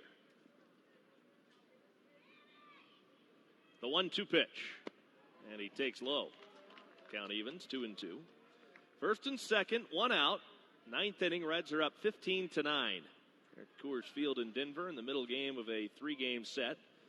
The Reds are trying to even this series after the Rockies edged the Reds 3-2 last night. The pitch. And Ervin hits a line drive past Arenado at third and into left field. It is a perfect night for Phillip Ervin. He doesn't end up with the cycle, but he will settle gladly for a 6-for-6 night at the plate. That's his 4th single tonight to go with the triple and double. The Reds have loaded the bases with Suarez moving into third and Puig up to second base. Kyle Farmer will bat for the pitcher now. And he will remain in the game and play first base. Well, you would think he would stay in the game. They may bring Scooter Gennett off the bench to play second and move Dietrich to first. The pitch to Farmer is a swinging strike, and it's 0-1. That could be an idea. I would guess Farmer would just stand and play first. Or Farmer go to second and Dietrich go to first. I'd almost try to keep Scooter out of the game with the wet surface and make sure that his growing is okay. Farmer fouls it away, right side. Count is 0-2. He is expected to be in there tomorrow. He was a late scratch from the lineup yesterday with an illness and was kept out of the lineup again tonight. He's not been used, although he is available. 0-2 on Kyle Farmer. Bases are loaded, 1 out.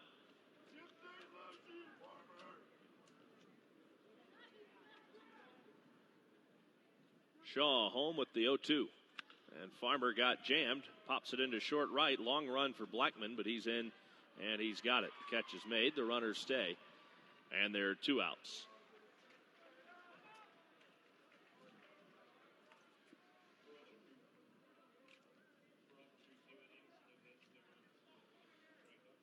A good return to the Reds bullpen for Wandy Peralta. 2 scoreless innings. The only base runner was a walk. He struck out 2.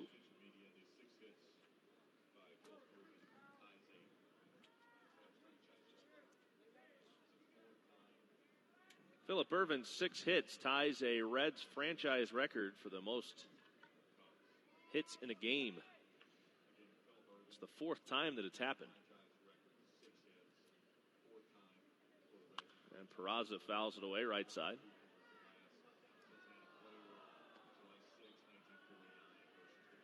The last time it happened was in 1949. I think that's what I heard. Well, this is only the 3rd time in Coors Field history that an opponent has had 6 hits in a game. Last time it happened, Paul LaDuca in 2001.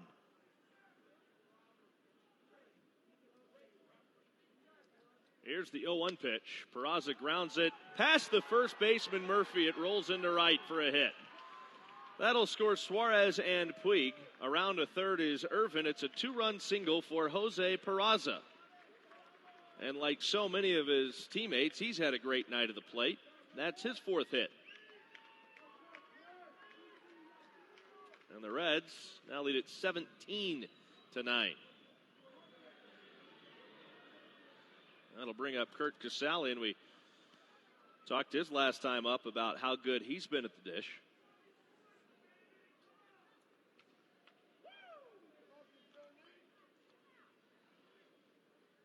Casale grounded back to the pitcher his last time up, and he takes a strike. And it has been an otherwise very productive night. Officially 2 for 4, but sac fly, RBI ground out, single and a home run. The pitch, Casale fouls it back, and it's 0-2. So he scored twice to go with 3 RBIs.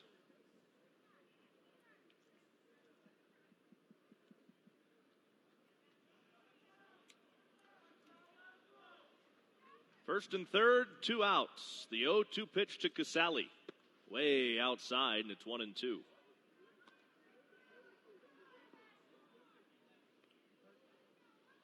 This game started at 9:18 local time. I don't even want to know what the local time is right now, but you're going to tell me anyways, aren't you? 3 minutes till 1. Oh, how you doing? 1-2. Swing and a miss. He struck him out. Casale's down on strikes. The Reds tack on 2 more in the ninth. Last chance for the Rockies coming up. Reds up big.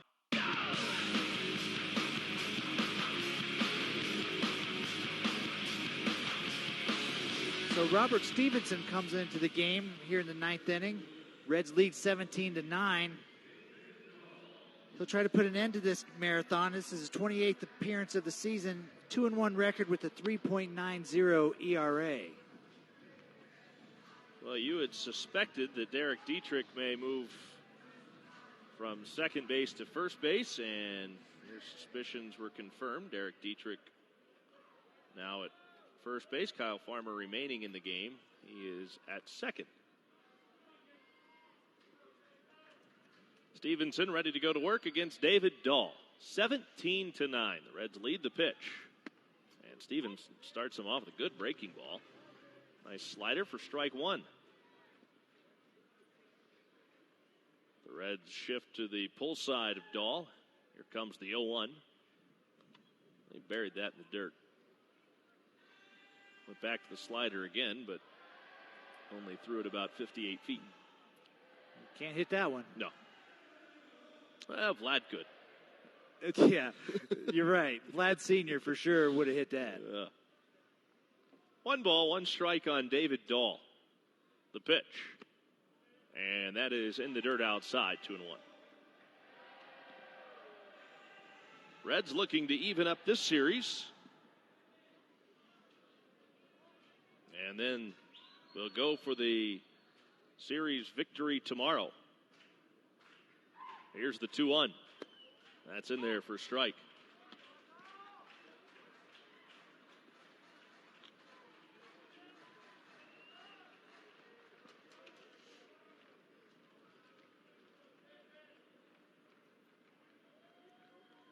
The 2-2.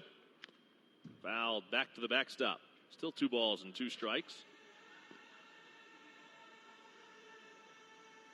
Long rain delay started it, but the weather gave way to what has been a very, very pleasant evening here at Coors Field. 2 balls, 2 strikes on David Dahl, and Stevenson brings it home. And the pitch is hit in the air, center field, sending Senzel back. He's got a beat on it. He's set up, and he makes the catch. 1 gone in the 9th. Let's pause for station identification. You're listening to the Cincinnati Bell Reds Radio Network. Power is being restored to Manhattan after a blackout, and Tropical Storm Barry is still a threat with heavy rainfall.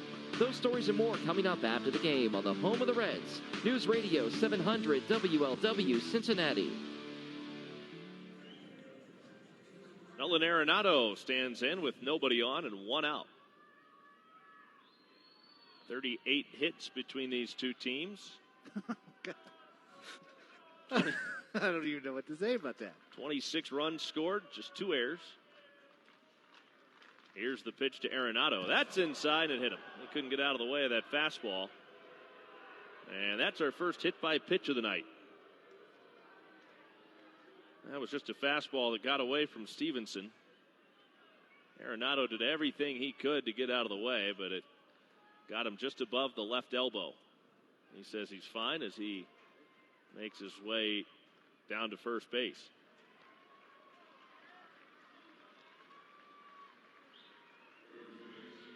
Well, you gave it the announcer jinx last inning, didn't you? Is that what they call that? I had a feeling you were going to blame that on me.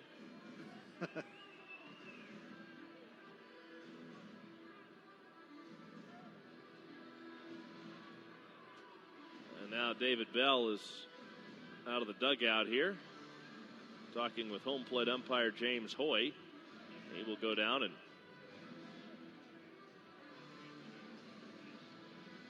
talk with Eric Cooper, the crew chief, and I'm not sure what they're discussing here. Yeah.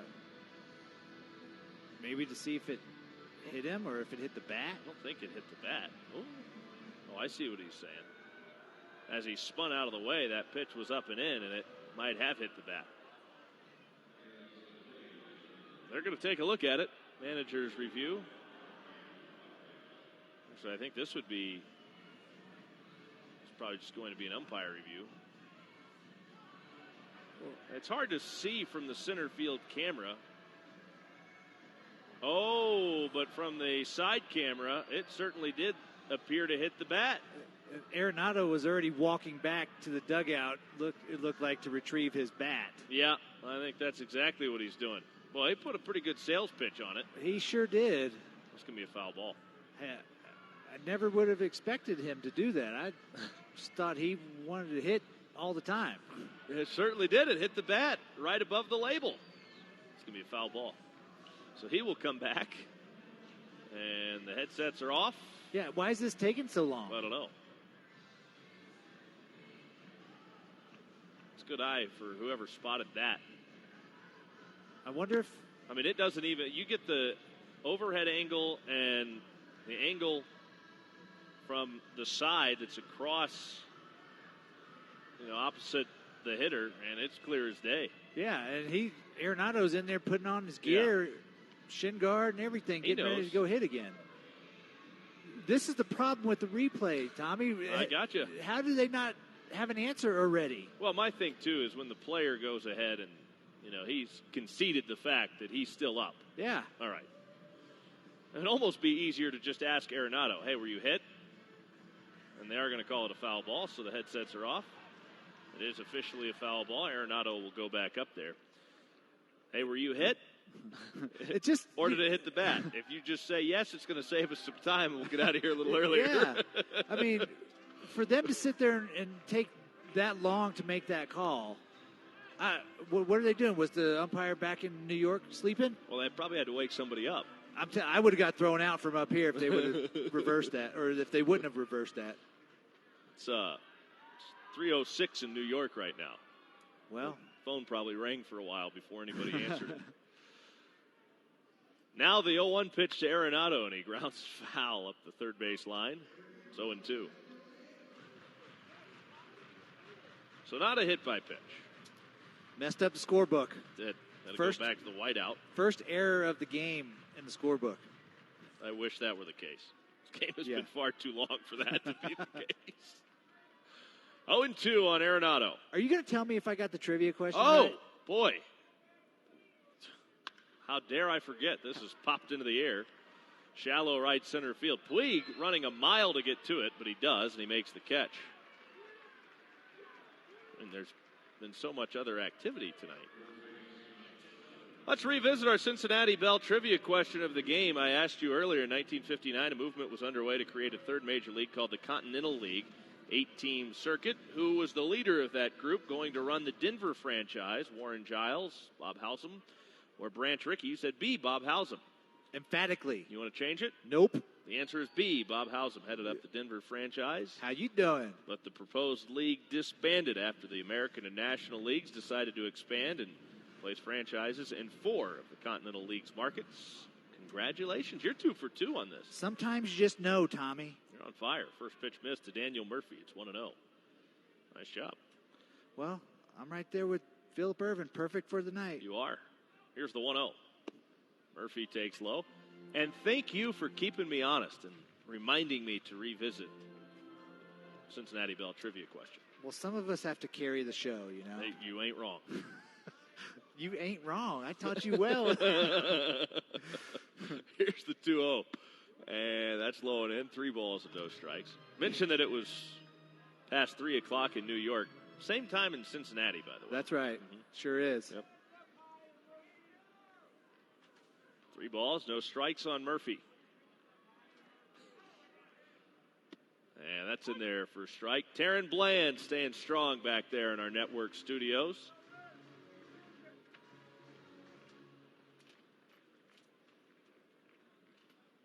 Taryn and I invite you to stick around for the Reds postgame show coming up after the game. The award-winning. It is. 3-1. Swing and a miss. I don't feel like I can say that, though. I said it for you. Thank you. I mean, I know Marty says it every time. He does. And since he's not here, I have to say it for him. Good. Full count, 3-2 on Daniel Murphy. Rockies down to their final strike. Reds trying to put a nail in this one. The payoff pitch. Swing, and there's a ground ball headed up the middle past the reach of the diving shortstop Peraza. That'll get into center for a base hit. Daniel Murphy has been on base every time he's been up. His night is perfect. That's his 4th hit. He also has a walk tonight. And now Raimel Tapia. Tapia bats with 1 on and 2 outs.